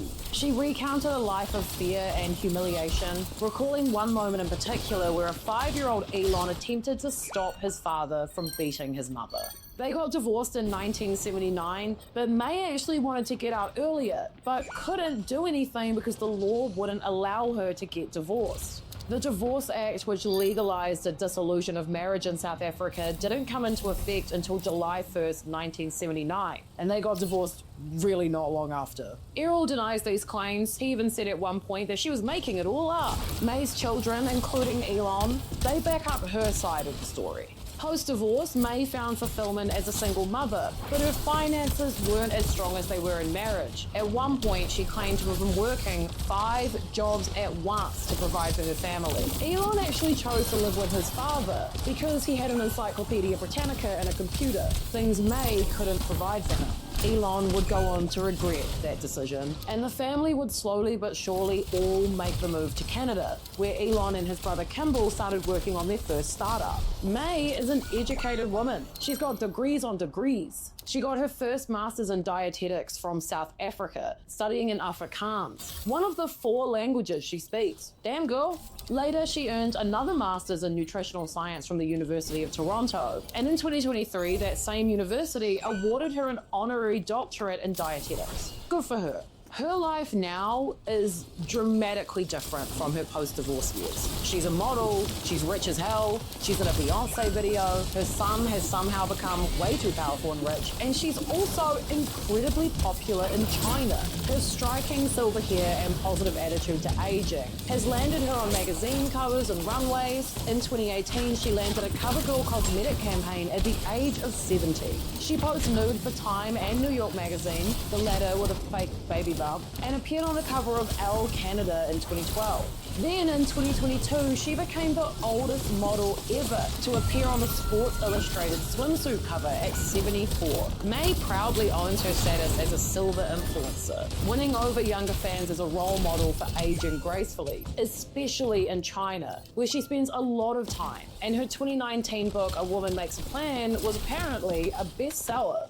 But she is a Musk by marriage. Her dad had crazy, overtly racist ideas. She raised Elon. So her career is not without controversy, okay? She said some weird shit. Who's surprised? Ever since her son became Trump's first buddy, May has stepped into the spotlight with a whole new vibe. Once a self-declared Democrat, she switched up and said the Democrats are dishonest and malicious after one of them was mean to Elon. And like her son, she uses his platform X to wave the MAGA flag and be a cheerleader for Elon. Elon and May are famously tight. Just last October, he got a little misty-eyed, calling her his biggest supporter. From day one, no matter how crazy my ideas sounded. May is just as devoted. She swears she knew he was a genius at age 3. Apparently, his toddler logic was that solid. And don't call him rich, by the way. She finds that degrading. In her words, I think he's the genius of the world, and people are loving him for that. A mother's love, am I right? Mother's love. There's nothing like it. May was also accused of racism for a post she made on X. Very Musk vibes. In a now deleted post, she took a swipe at a Vietnamese-American reporter in the New York Times piece he was working on about Elon. So first of all, it's definitely 100% illegal.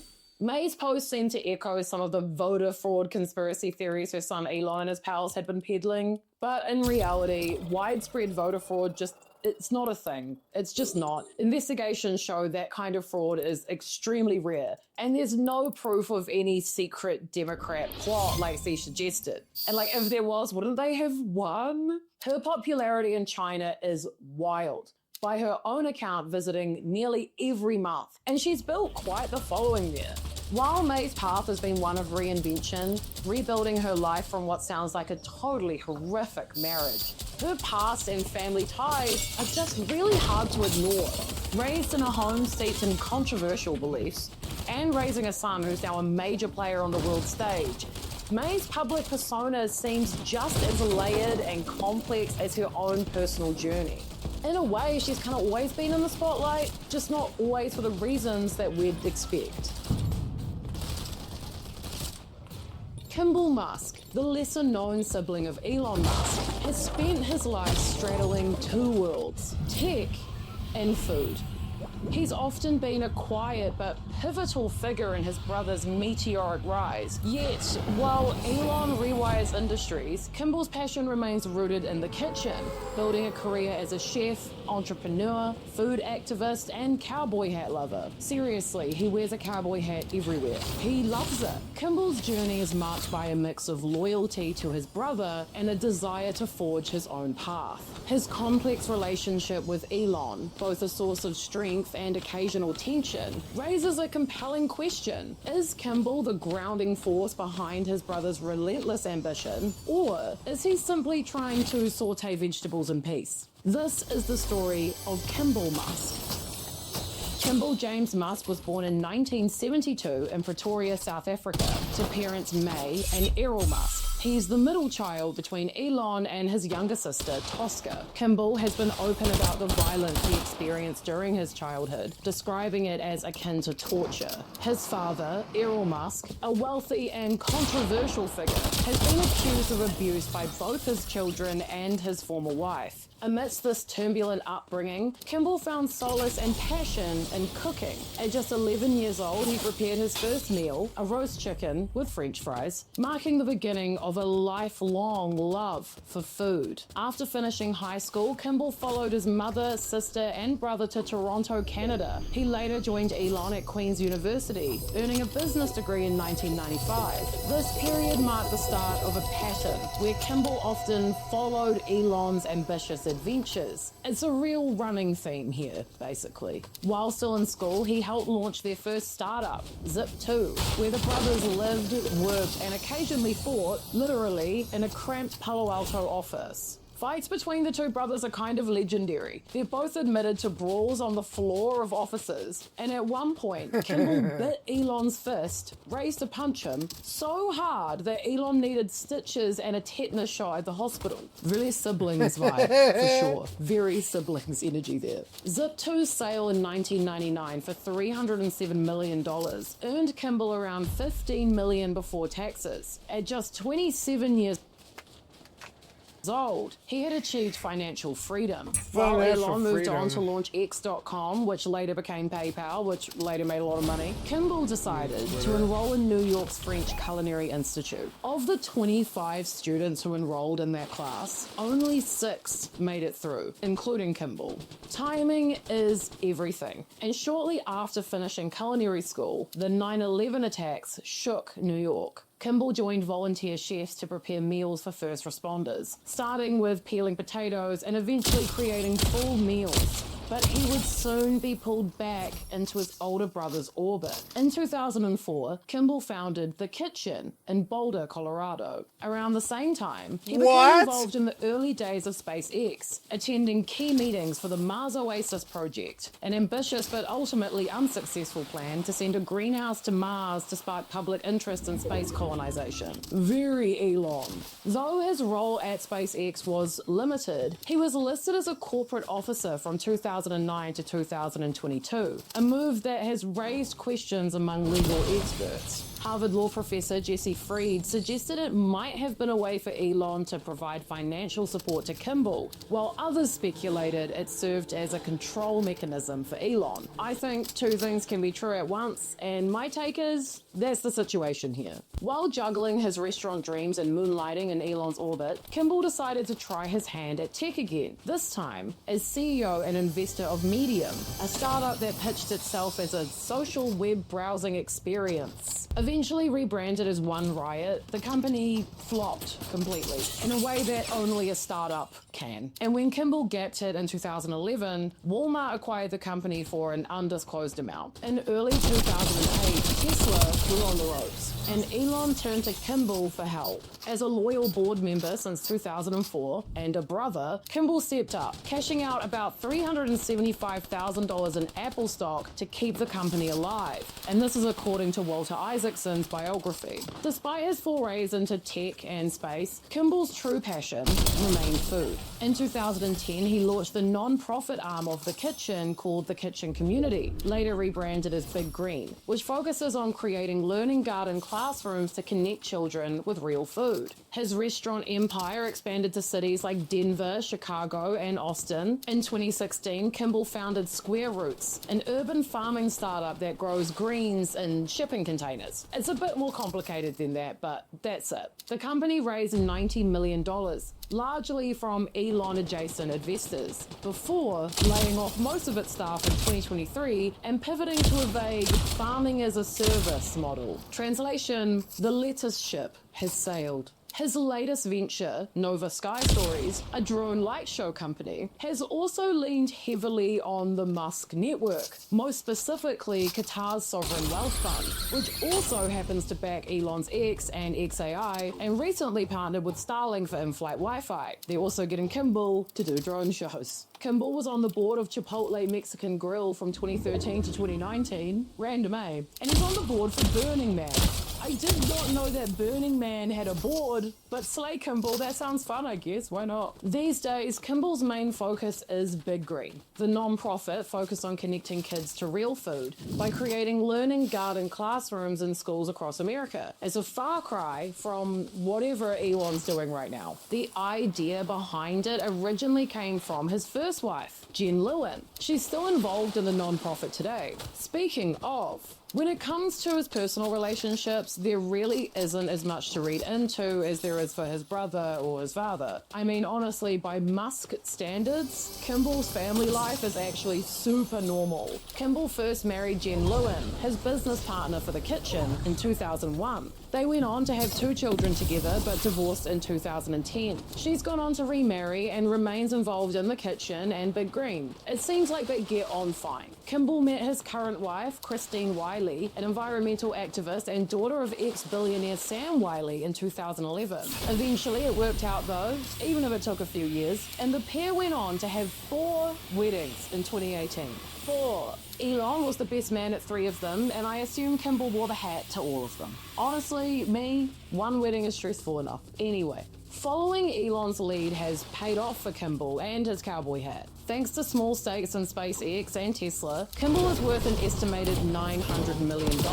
At Tesla's peak in December, that number hit $1.3 billion. But while Elon builds rocket ships and rewires transportation and runs around with a chainsaw, Kimball mostly just wants to saute vegetables, I think. Without Kimball, it's possible Elon wouldn't have made his first big chunk of money. And in 2008, he essentially saved Tesla. But without Elon, Kimball wouldn't have the extreme wealth he has today or the connections to strive towards his latest ventures. But my question is, did he want that? If he wasn't pulled into Elon world, wouldn't he just have been happily cooking somewhere this whole time? It's like they can't succeed without each other. Forbes magazine spoke to a bunch of people about Kimball, and they all said pretty much the same thing. He's a really nice guy. According to a former One Riot employee, Kimball never stands up to Elon, not even in... What was that, motherfucker? You got auto-aim? What the fuck was that?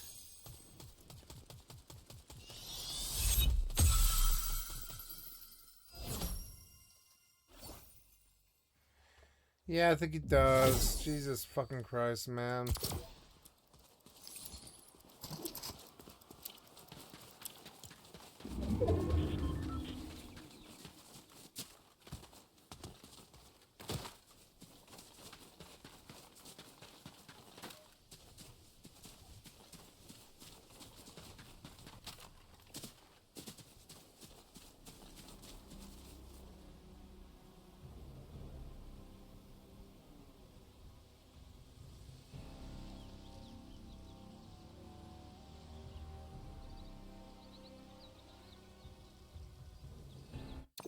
Loser!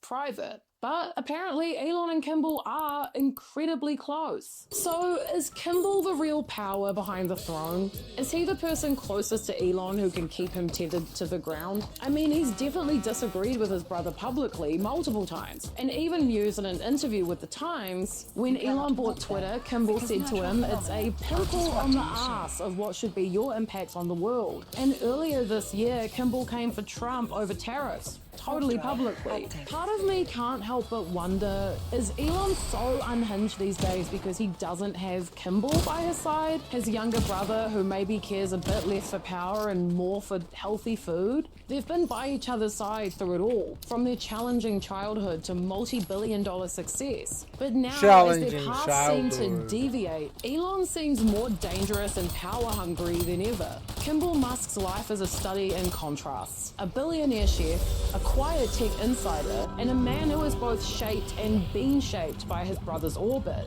But as their paths diverge, big questions linger. Is Kimball the grounding force that Elon needs? Or has he always been a bystander in his brother's high-stakes world?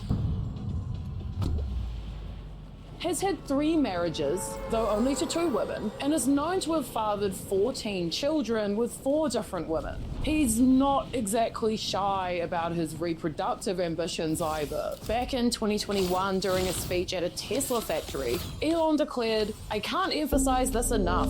There are not enough people." He went so far as to claim that low birth rates are one of the biggest risks to civilization. Subtle.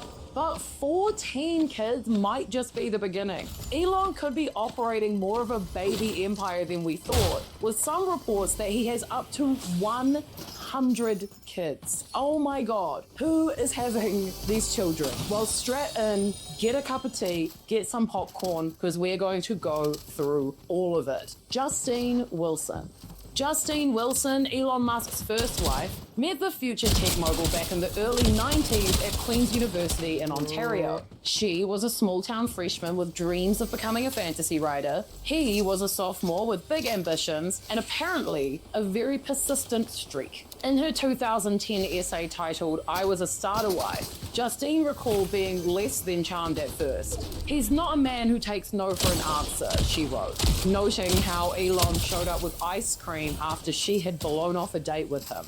Justine and Elon stayed loosely in touch after college, but things got serious in the late 90s when Elon was living in Silicon Valley. They moved in together, and by the year 2000, wedding bells were ringing. Though according to Justine, not without some turbulence. Sounds fun.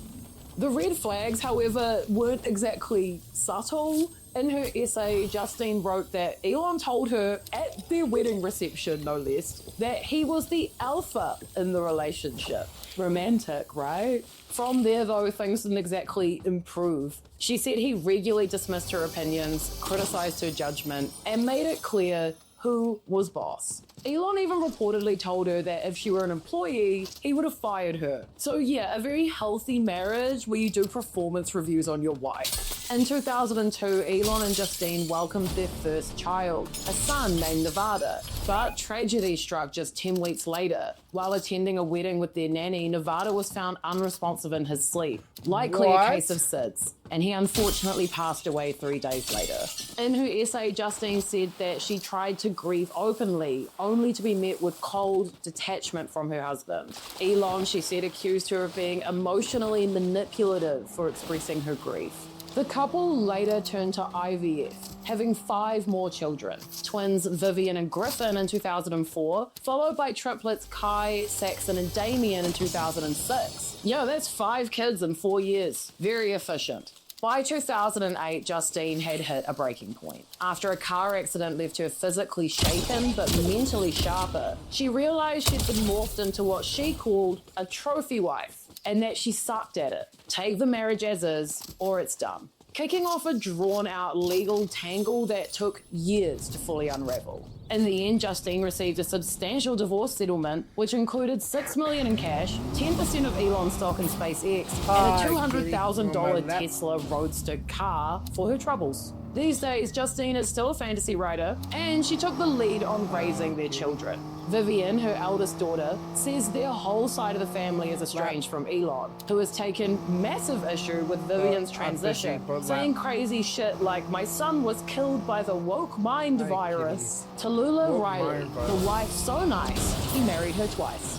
Just weeks after splitting from Justine in 2008, Elon met 22-year-old British actress Tallulah Riley at a London nightclub. Tallulah later recalled their meeting as serendipitous in a 2009 Daily Mail profile. Timing, I guess, is everything, you know? He proposed to her within weeks because patience is not really his thing, but they agreed to wait a couple years before actually tying the knot. Tallulah, meanwhile, got a crash course in Elon's mood swings and emotional baggage. He warned her, "Being with me can be difficult," which turned out to be an understatement.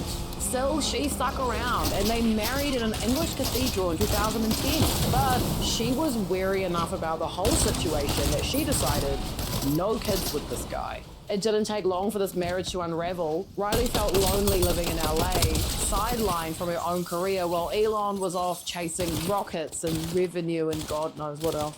She filed for divorce in 2012, but in true Muskian fashion, the drama didn't stop there at all. The two reportedly started kissing in court mid-proceedings. Imagine being this guy's divorce lawyer, eh? Like, rich beyond belief, but probably very confused. So the two got back together, were married again in 2013, and they held a tiny ceremony in their living room. Shockingly, it didn't last long. She began to feel frustrated by the same problem she had before, and when she turned 30, decided to call it and go home to England. They divorced for a second time in 2016. Unlike fantasy author Justine, who doesn't seem to have a lot of love for her ex-husband, Tallulah still thinks he's cool, and she's kind of on board with some of his weirded shit. She said that she shares a very deep love and connection with Elon, who she has also called the perfect ex-husband. I don't know, but I think there are better ex-husbands, but who am I to judge, you know? Maybe, I don't know. She popped back into headlines in October of 2022 when leaked text showed her urging Elon to buy Twitter, famously his smartest decision. In 2024, she married actor Thomas Brodie Sangster. You know the guy from Love Actually and like Game of Thrones and Maze Runner? And he looks way younger than he is, he's a cute little face. They're married now. Yeah. The pair live on a farm commune, so I don't know, she's got her own vibe, eh? Amber Heard. Before Amber Heard was making headlines for her courtroom drama with Johnny Depp and her dog getting stung by a bee, she had a stormy relationship with Elon Musk. They had apparently known each other before, but at the 2016 Met Gala, both fresh from their divorces, they reconnected. His inner circle wasn't exactly shipping their romance either. His brother Kimball, the cowboy hat guy, did not hold back. He called her toxic and a nightmare. He added that Elon has a habit of falling for women who are beautiful, no question, but come with a very dark side. Subtle family support as always. After he and Amber had called it quits for good in 2017, Elon recalled enduring 18 months of unrelenting insanity that was mind-bogglingly painful. Still, the former couple are like on good terms these days. I don't know, I guess Amber hasn't like reflected on it as much as Elon has. Grimes. This is where things start getting weird. You know it. You knew this was coming. The Elon Grimes saga that seems kind of never ending. Two really odd people doing really odd things. But this is also when things get weird regarding the hundreds of children. There's crossover, there's cheating, there's secret IVF pregnancies, there's bizarre, unpronounceable names. Elon first met Grimes, a once-loved experimental musician, over Twitter in 2015. Very romantic. Their Met Gala debut raised eyebrows, with pop culture watchers wondering how this unlikely duo actually worked. Later, Elon said he loves Grimes for her wild, fey, artistic creativity and hyper-intense work ethic. Translation, my cyber-manic pixie dream girl. In May of 2020, they welcomed their first child, XIA12, aka X, because normal baby names are for mortals. In 2020, Musk bailed on California after throwing a tantrum over COVID lockdowns and announced he was moving to Texas. Naturally, Grimes followed suit, confirming she'd relocated to Austin too. But the Texas move may have launched more than rockets. It put Elon and Grimes' relationship under some heavy pressure. By September 2021, Elon had announced they were semi-separated but still on great terms, blaming geography. His job kept him in Texas and abroad, while Grimes worked mostly in LA. At the time, he clarified kind of awkwardly that Grimes was staying with me now and baby X is in the adjacent room. In March 2022, Grimes dropped a surprise bombshell. She and Elon had secretly welcomed another child via surrogate, a daughter named Exadarx Sidriel, nicknamed Y. The revelation came not from a press release, but from a Vanity Fair reporter who heard a mystery baby crying upstairs during an interview at Grimes' house. Oops. What? Grimes explained they lived separately, saw each other constantly, sort of situationship final boss. At the time, she said she planned to have 1 or 2 more children with him, but after the interview was published, Grimes said she and Elon had already broken up again. In September of 2023, yet another Musk baby entered the chat. A new biography confirmed that Elon and Grimes had quietly welcomed a 3rd child in 2022. This one, named Techno, but he wasn't the only secret baby. Grimes soon learned, along with the rest of the world, that Elon had fathered twins with his employee and their mutual friend, Siobhan Zillis. She was furious, rightly, especially because their own surrogate was pregnant with Techno at the same time. Crossover? Definitely, but we're gonna get to it. So what did Elon do? Rush to her side and support their child? No, he shadow banned her. But in one of his recent humiliation rituals, where he live streamed himself playing a game and then just got bullied and then died and rage quit, he was jamming Grimes music in the background, so... But like with these two, who really knows? You know, they're both odd. But I think a lot of people hoped that they would stay together. Grimes could have brought out the old Elon. Remember when he was just a little sci-fi guy running around trying to make electric cars and go to space? That person is a good match for Grimes. Current Elon is not. But it's time to talk about Siobhan Zillis, Elon's favorite baby mama. They're weird too. Like not together, but not together, but they have kids. I don't know, we're gonna get into it. Siobhan, a Canadian tech investor with a Yale hockey background and a resume full of AI startups, met Elon through her consulting work, eventually joining him at Neuralink as an executive. The two grew close, and apparently, Siobhan didn't want a husband but did want kids. Elon, ever the overachiever, happily volunteered as sperm donor. She's into it though, fully under a spell this one. Siobhan's pregnancy with twins conceived via IVF had some complications, and she ended up hospitalized, coincidentally in the same hospital at the same time as Grimes' surrogate. Of course, Grimes had no clue Siobhan was even pregnant. The twins, Strider Sekar Sirius and Azure Astra Alice, were born just weeks before Y in fall of 2021, after Siobhan had relocated to Austin. Yes, you're hearing this right, both Grimes and Siobhan moved to Austin around the same time to have families with the same guy.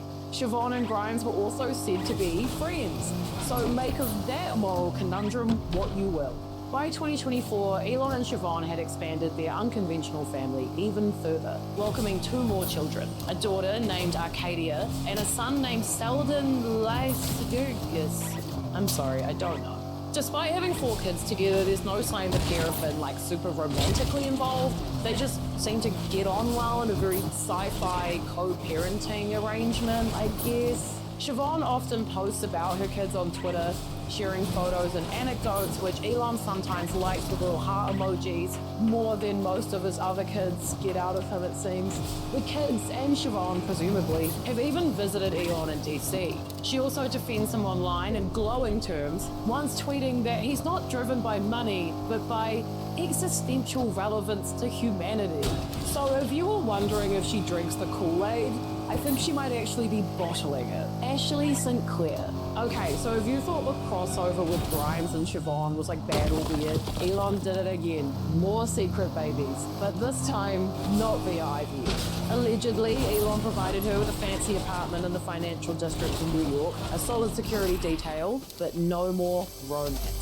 Ashley says she hasn't had communication with Elon since she made the announcement, and that she did alert him and his team before she hit send, but he totally ignored it. On February 21st, Ashley filed a paternity and custody lawsuit in a New York court, claiming Elon told her to keep the baby secret and then ghosted her in the middle of child support negotiations. A source told the Daily Mail at the time that since going public, Elon has retaliated by slashing her payments in half and describes his behavior as shocking and shameful. At this point, their whole thing is up in the air. 6 down, She 6 up, dramatically wish and me publicly luck. sold her Tesla, told everyone he's ignoring her and their son, but it doesn't seem to have made him budge. But what it did do was prove that Elon probably has way more secret babies than we know about. Like, if Ashley was supposed to keep it secret, but didn't, how many actually did? We all know Elon's a weird freak guy, but he has 14 children. One of Grimes' kids we only know about accidentally, and according to the Wall Street Journal, this could just be the tip of the iceberg. When Ashley Sinclair wanted to prove Elon Musk was the father of her newborn son, she didn't go straight to the source. Instead, she had to take it up with Musk's longtime fixer, Jared Birchall. According to her, he advised her gently, Elon is a big-hearted, kind and generous guy unless you go the legal route. Then, according to Birchall, it always leads to a worse outcome for the women. Oh, and by the way, Musk wasn't totally convinced that Ashley's baby was his, but he wouldn't do a paternity test, so you know, go for it. This isn't Birchall's first time managing Elon's reproductive side quests. In addition to overseeing Elon's finances and his $250 million pro-Trump donation push, he also negotiates privacy and financial details with the women raising Elon's ever-expanding brood. Sources close to Elon claim his actual number of children may be well beyond what's publicly acknowledged. But it's not just about fatherhood. He barely sees these damn kids. It's part of his weird, grand plan. He sees population decline as an existential threat and considers it his personal mission to populate the Earth with more high IQ humans. SpaceX, Tesla, Neuralink, they're all part of a bigger vision. Fund the Mars Project, save civilization, and create a legion of Musk descendants to carry the torch. What the hell is this weird fucking cult shit, eh? Like, come on, ladies, wake up. A man says that to you, don't go on with it. The money is not worth it. Apparently, Elon doesn't just run X, he recruits baby mamas on it too. According to multiple sources and documents reviewed by the Wall Street Journal, he's used his platform and his fortune to quietly build his growing little legion, sometimes paying for silence with NDAs baked into financial agreements. If a mother pushes back or brings in a lawyer, Elon's Fixer Squad, led by Jared Birchall, allegedly threatens financial blowback. One insider claims Elon believes keeping things hush-hush is best for the safety and security of the children. I do kind of get that part of it. Like, I think it could be unsafe to be one of Elon's loose kids, but also maybe he just doesn't want to pay security details for like 100 babies. I don't know. Then there's the 2023 Austin meeting where, according to a text reviewed again by journalists, Elon told Ashley Sinclair that some Japanese officials approached him to donate sperm to a high-profile woman. No romance or anything, just sperm, he texted her. Later, he claimed he'd gone ahead with it. But God knows how many countries he's gone to and how many sperm he's given out. Elon, though it seems, has a vision. A baby-filled compound in Austin where all the mothers in his ever-growing child collection could live in coordinated domestic harmony. Jared Birchall, ever the fixer, helped secure the land for his Muskian utopia. Multiple residences. One big tech release. So how many kids does this weirdo have? We may actually never know. So yeah, Elon, the man with too many kids and just enough hubris to think that his duty is to save the species by sheer reproductive volume, and the incredible narcissism to think that his brain is the best, so his children will be so smart. At this point, Elon isn't just fathering children. He's trying to manufacture a legacy, one NDA at a time. What started as a chaotic dating history has morphed into something way more weird. A techno-utopian breeding program tangled in lawsuits, secrecy pacts, and enough emotional fallout to keep... Okay, I'm gonna try and win. 6 down, 3 up, wish me luck. I don't have rounds, so I'm just gonna take 2 fucking...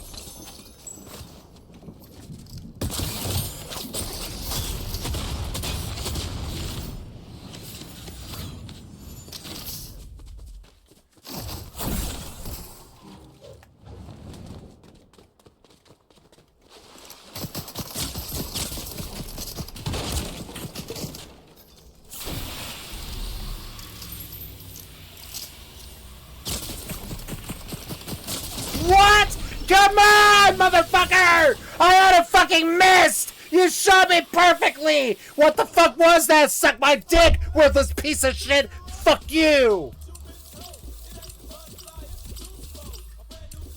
Fuck was this?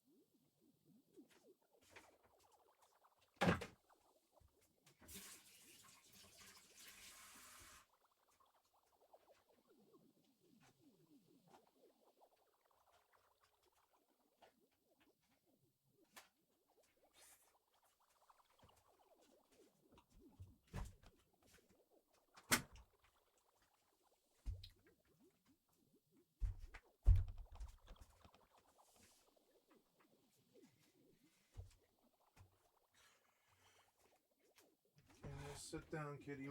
But I'm not gonna sit on you. I'm sorry. You okay?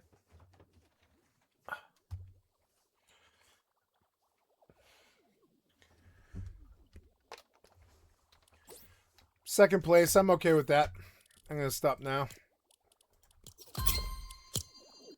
I got to win tonight. It's fun to get in the top 5, you know? A dozen therapists employed full-time. So if you're keeping score, 14 known children, at least 4 confirmed mothers, untold millions in hush money, and 1 self-declared mission to repopulate humanity before civilization collapses. All while live streaming Diablo and ignoring texts from the mother of his sick child.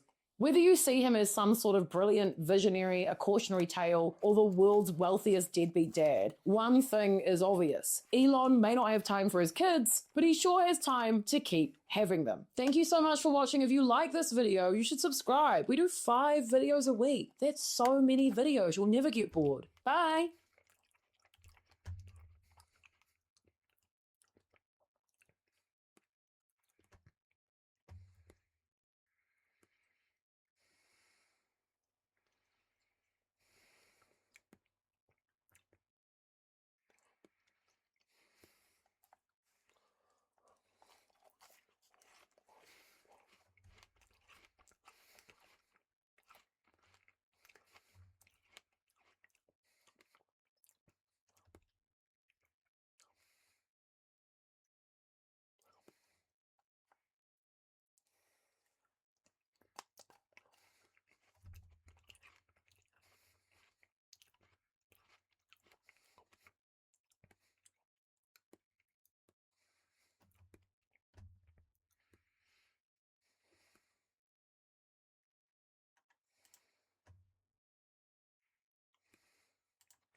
Let's do some Red Maisel. Welcome back to the Rebuttal Podcast, where we break down case law, comedy, and chaos in the legal field. I am your host, Reb Maisel, and today is another episode of Reb's Round Up, a rapid-fire list I keep of cases that deserve to be in the Rebuttal Podcast universe, but maybe aren't long enough to get their own episode. You need to buckle up for this one. These cases are all over the place in the best and worst ways. You will be shocked, you will be awed, you will understand very quickly if you are new here just how chaotic the legal field can get. The cat in the background is named DUI, pronounced Dewey. He has wobbly cat syndrome, which is called cerebellar hypoplasia formally. It means that he has trouble with his motor skills, right? He can't really balance very well. He can't stand up or run really perfectly. Okay, you can Google it. He will have a beautiful long lifespan. Had to tell you that because I know y'all are going to be like, either, oh yay, that's DUI, and everyone else is going to say, who's DUI? It's him. That's him. I call him Dewey, Dewey Decimal System, Do Boy, Do Bean, Do Bird. If you are an OG Rebuttal Podcast listener, please do me a favor and comment below what episode you recommend to people who maybe have seen 1 or 2 of these videos or listened to 1 or 2 of my episodes and asked, hey, where else should I start? What other great ones would you recommend for someone just getting into the podcast? Every time I ask this question to my listeners, I get different answers, which overjoys me to the nth degree because it means I have so many different launch points for people to be interested in how chaotic and crazy and funny the legal field can be. And I know how stressful it is to recommend a new show or podcast to someone and have to decide what episode you're going to start them off with before you start recommending the others that might be a little less palatable or maybe a little too insane for someone to believe. So let me know what your choices are. That would be amazing, and it might help a few new watchers and listeners who don't know where to begin. That's all I have. Let's get started with Reb's Roundup. Lawyer has client tasered, says he had, quote, no choice. No choices? None at all? 0. Tell me more. In 2007, a legal team in Southern California trying to create a defense exhibit has come under fire for what some might call thinking outside the box, but others have suggested might be illegal human experimentation. George Engman was on trial in West Valley Superior Court for trespassing and resisting arrest after an incident at the Ontario Mills Mall in 2006.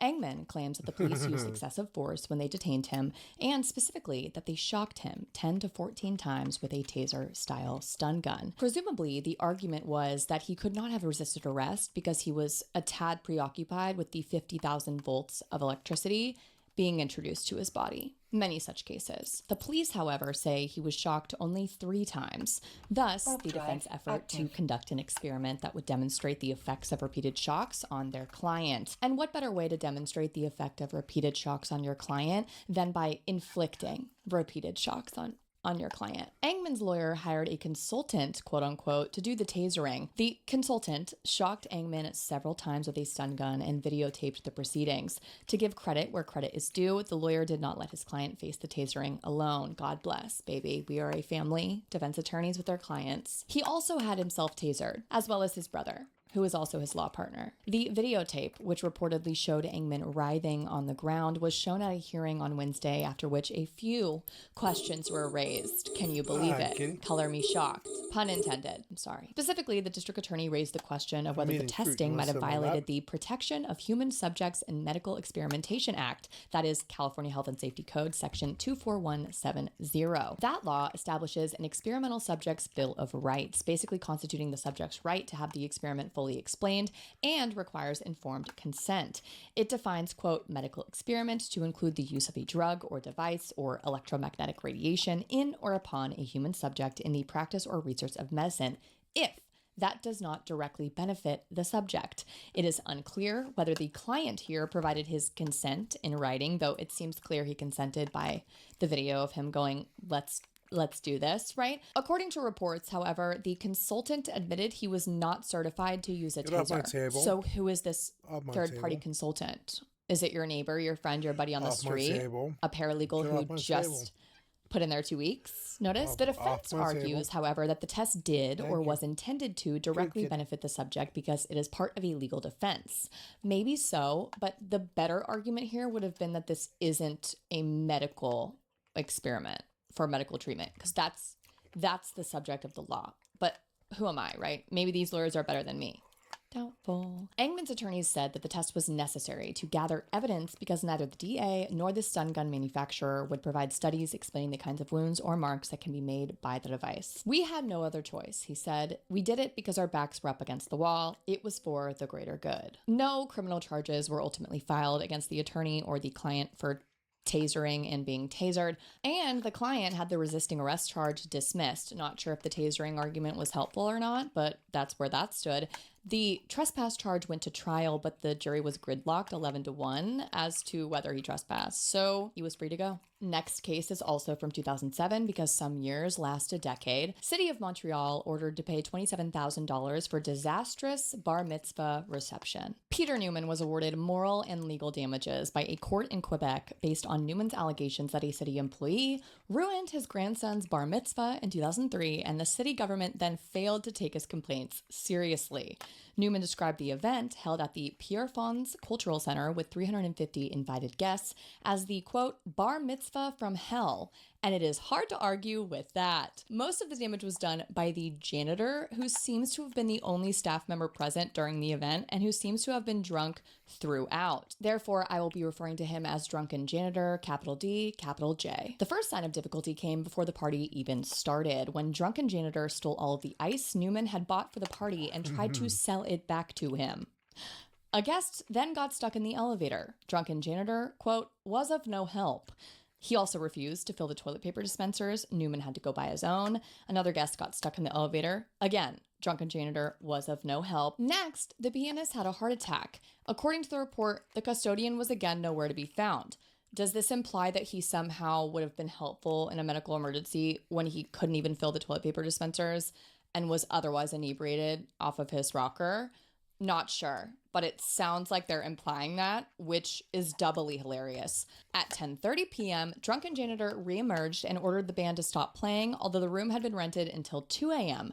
At midnight, he emerged again and threatened to lock everyone out of the building. Needless to say, Newman subsequently complained to the city, but was told that he, quote, didn't have a case. He later learned that someone in the city's legal department had advised city officials that Newman didn't have a case because his grandson, quote, wasn't even Jewish. That report did not explain why this unidentified legal genius thought that his grandson's status would be relevant to his claim for damages, but was the city gonna counterclaim for a fraudulent bar mitzvah? The city refused to compensate Newman, who sued, and 4 years after the event, and a month before trial, the city finally apologized. Too little, too late, however. After trial, Judge Henry Richard awarded Newman $22,000 plus interest, mostly for causing the family, quote, unnecessary distress with the allegation about the bar mitzvah being a fraud.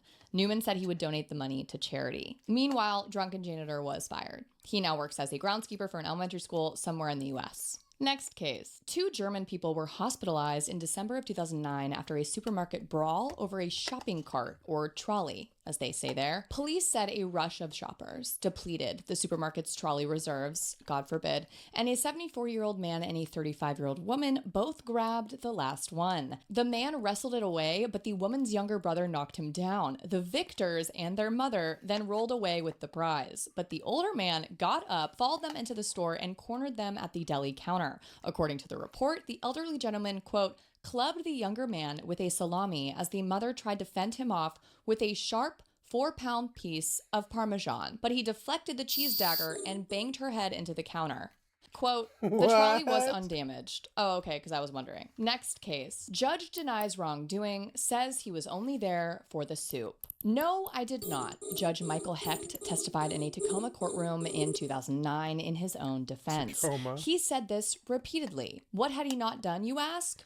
Have a seat. Hecht was on trial for felony harassment and for patronizing a prostitute, based in large part on the testimony of one man who said Hecht threatened to kill him if he talked about their relationship, and at least 4 others who testified that he had, in fact, patronized them. Hecht, a 59-year-old married man, they always are, said he did not do any of that, and in fact, had never seen most of the men until they appeared in court. He also did not try to get one of them to leave town rather than testify, as was alleged. Nor, he said, did he visit a local adult theater and bookstore for any immoral purpose. Yes, he did visit it hundreds of times over the years, quote unquote, but that was only because he liked the chicken soup. No notes. Hecht testified that he frequently stopped in at the Mecca Theater in downtown Tacoma to buy the soup from a vending machine there. It's a very good chicken soup, he testified under oath. Vending machine chicken soup. That was the best angle that you had in your arsenal, in your belt loop, to pull out in your own defense, to convince a jury, not just that you visited hundreds of times, but that the purpose of those visits was for a chicken soup out of a vending machine, because it was just so good. At least say that the hot wings are good at a strip club. Like, that's a better argument to me, because they could very well be pretty good.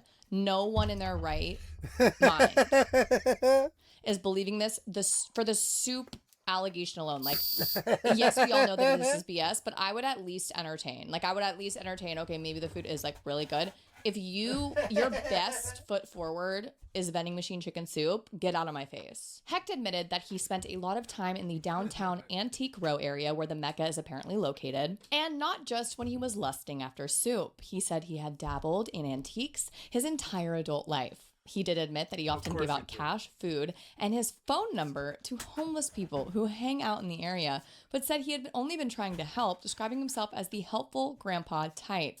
So yes, he did give one of the men money, advice, and oddly, socks. No, he said, he did not receive anything in exchange, as that man had testified. It's just what helpful grandpas do. The report did not say much about the apparent credibility of the witnesses against Hecht. The jury seems to have found those witnesses more credible than the judge. On October 29th, 2009, the jury found Hecht guilty on both charges. He also faced ethics charges on top of that. In an article at the time, right after he was convicted and the sentence was pending, this is what it says, quote, he could be impeached, but the state legislature doesn't convene again until January of 2010. In the meantime, he will continue to collect his $148,000 salary. Al Rose, an advisor to the county executive, expressed frustration about that. Quote, we'd just like to stop giving him chicken soup money, Rose said.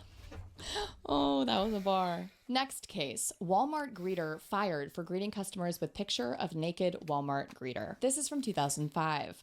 Dean Wooten, a 65-year-old Walmart greeter in Muscatine, Iowa, was fired in September of 2004 for insisting on greeting customers with a picture of himself in which he appeared to be naked, except for a strategically positioned Walmart sack. Wooten later said that a friend of his had used a computer to superimpose Wooten's head on the picture, which the friend had obtained from something called the, quote, internet.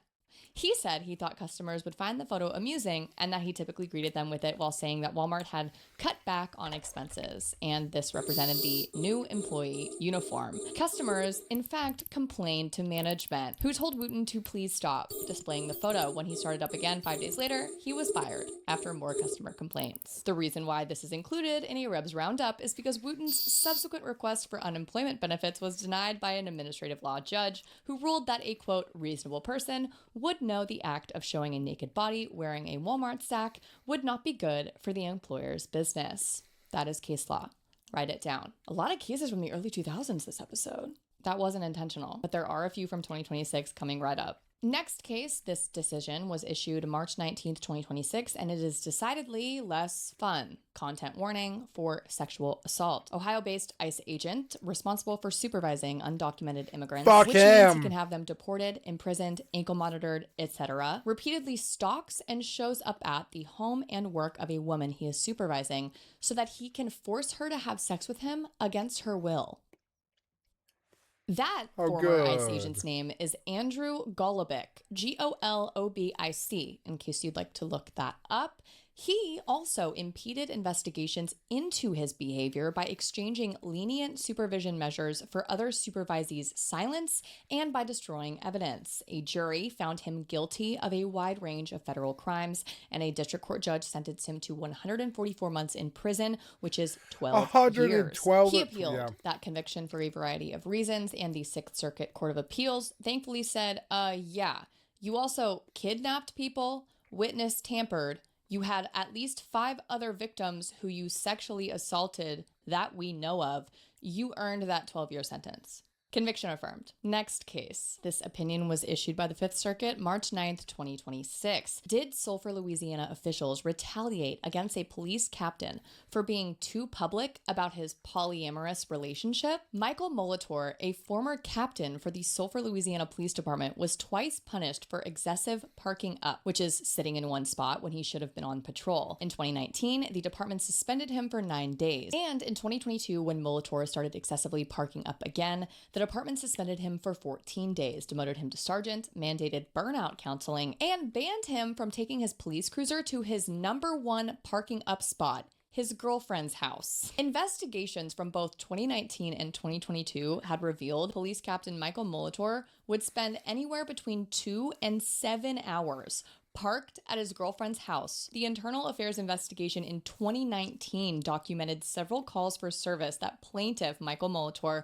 failed to respond to because his unit was turned off, his computer was logged off, and his radio was on, but the push-to-talk feature was not utilized. And in 2022, the results of that investigation revealed that plaintiff consistently parked his patrol unit for several hours at a time, and on 3 occasions, as long as 9 or 9.5 hours at one location, his girlfriend's house, during a 12-hour shift. He is married, not to the girlfriend, obviously, okay?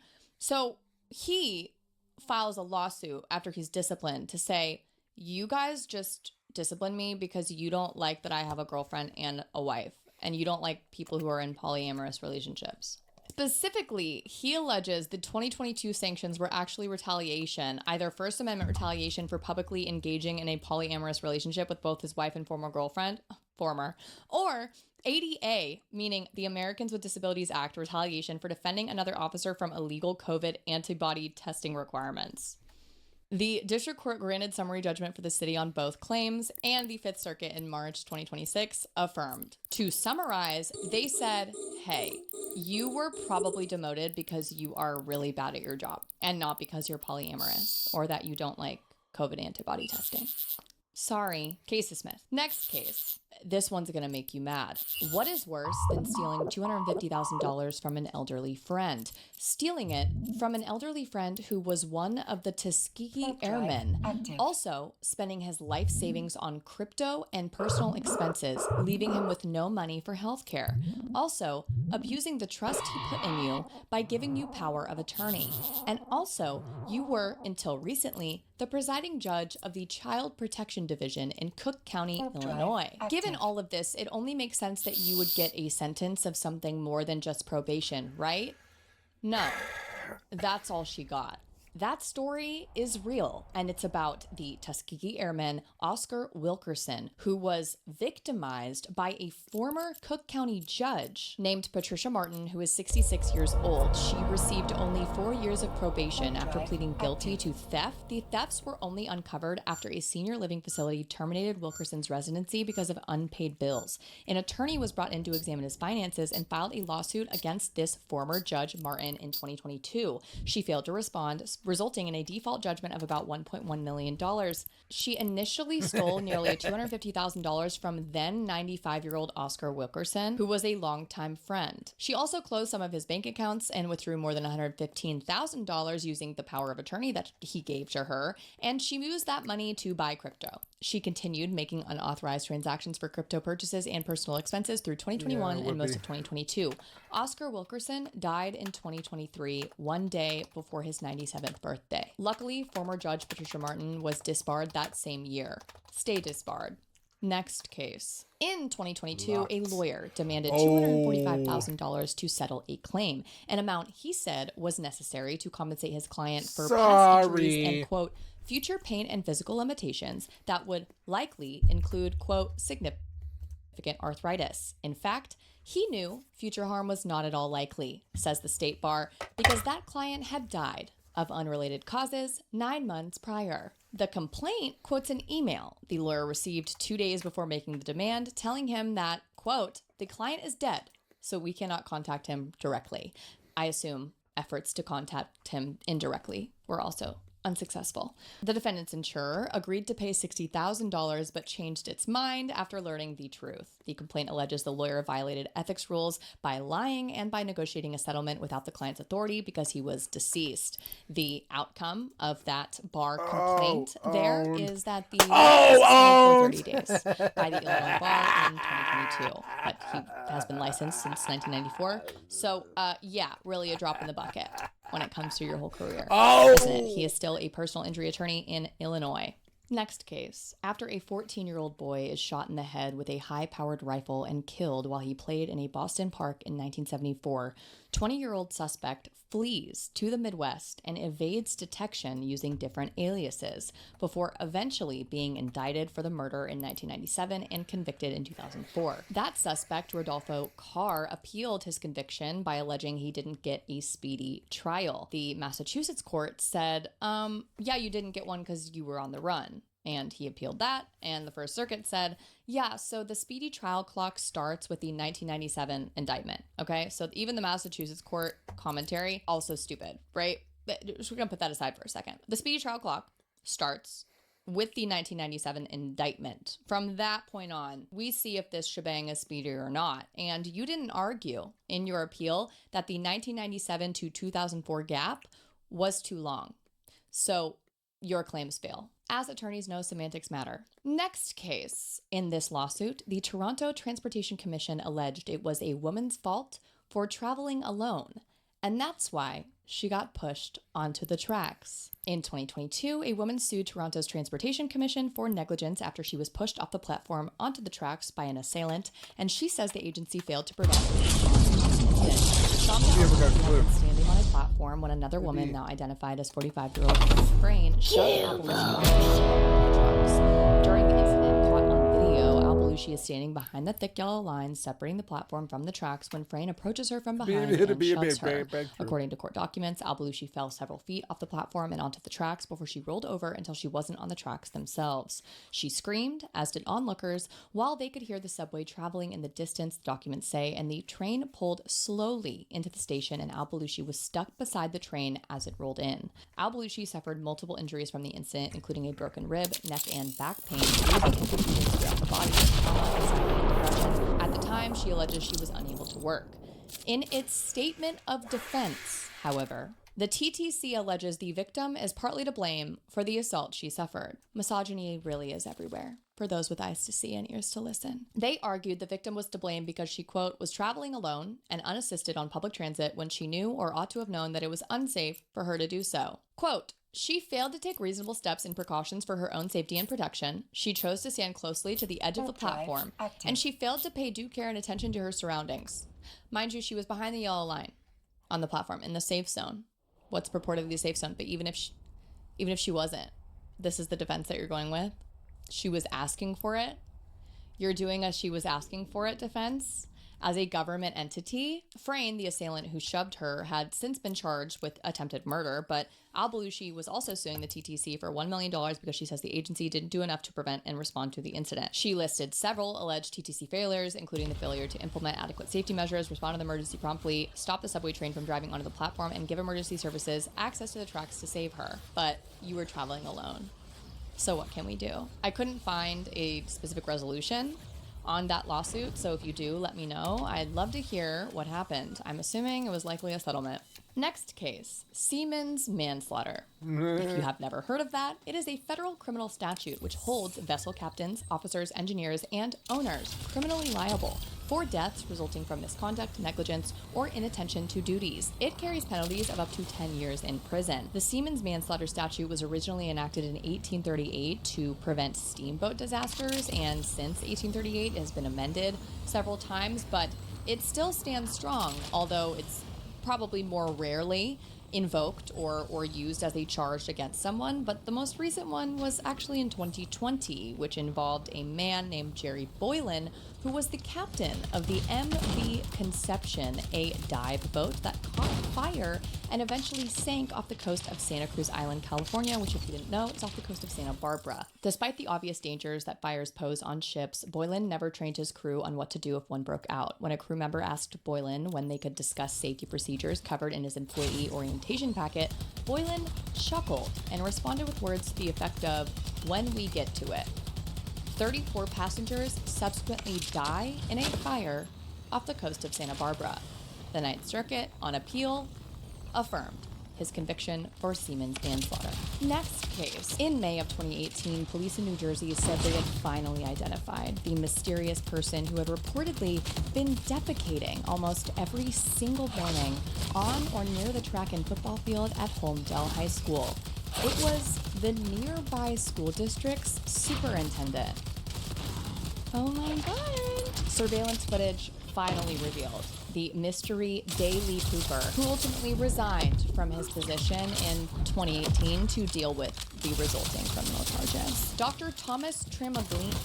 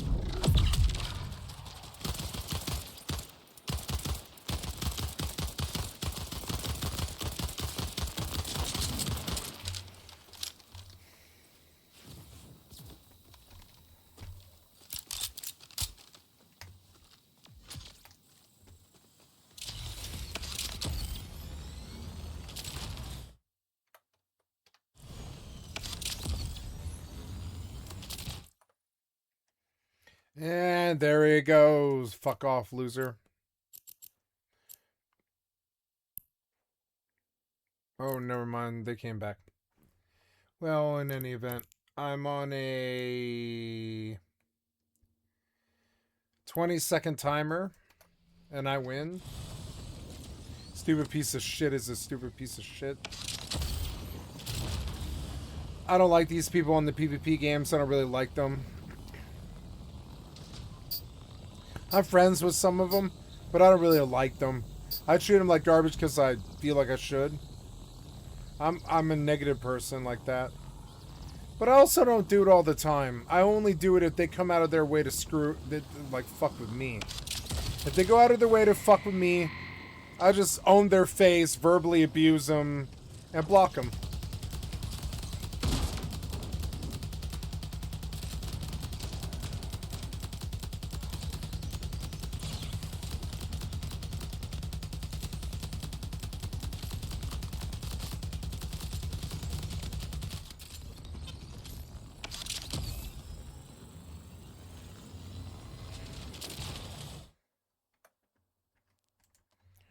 Oh, oops, I went south, but I meant to go west. Oops.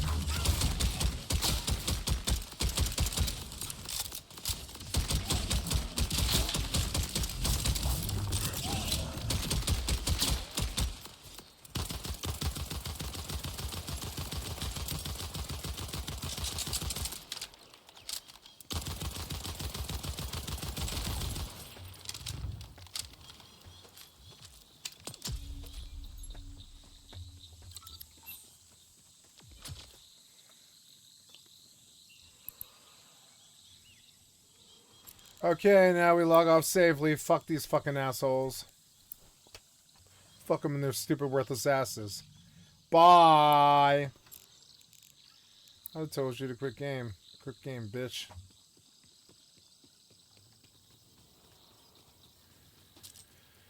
Ooh, boys. Some of these boys on the MMO suck dick. Woo! Okay, they suck dick. Wah!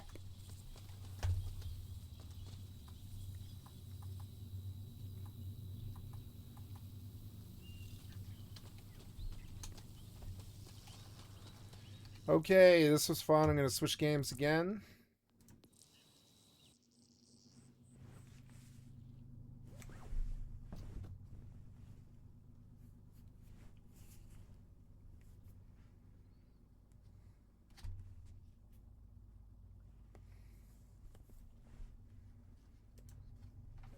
Okay, guys, I've been doing this for a long time. I've been up since 5:45, or no, sorry, 6:45 in the morning. I had to drive my mother to the hospital today for surgery, and then I took her back at like 10 o'clock, and then I did a 14-hour session on the stream and on the recording. I love you guys. Thank you so much for your time. You've been watching Skycatlive. I'm a full-time variety gamer all day, every day. Put me on in the background. Click on the cast face to donate. If I was toxic, sorry. I love you guys. Thank you so much. I have many thousands of videos on my YouTube channel, which is reflected here. And I will take this session and I will post it in its entirety to my channel. Usually I do about 14 hours a day, every single day. I love you guys. Thank you so much. And y'all have a good day. Bye.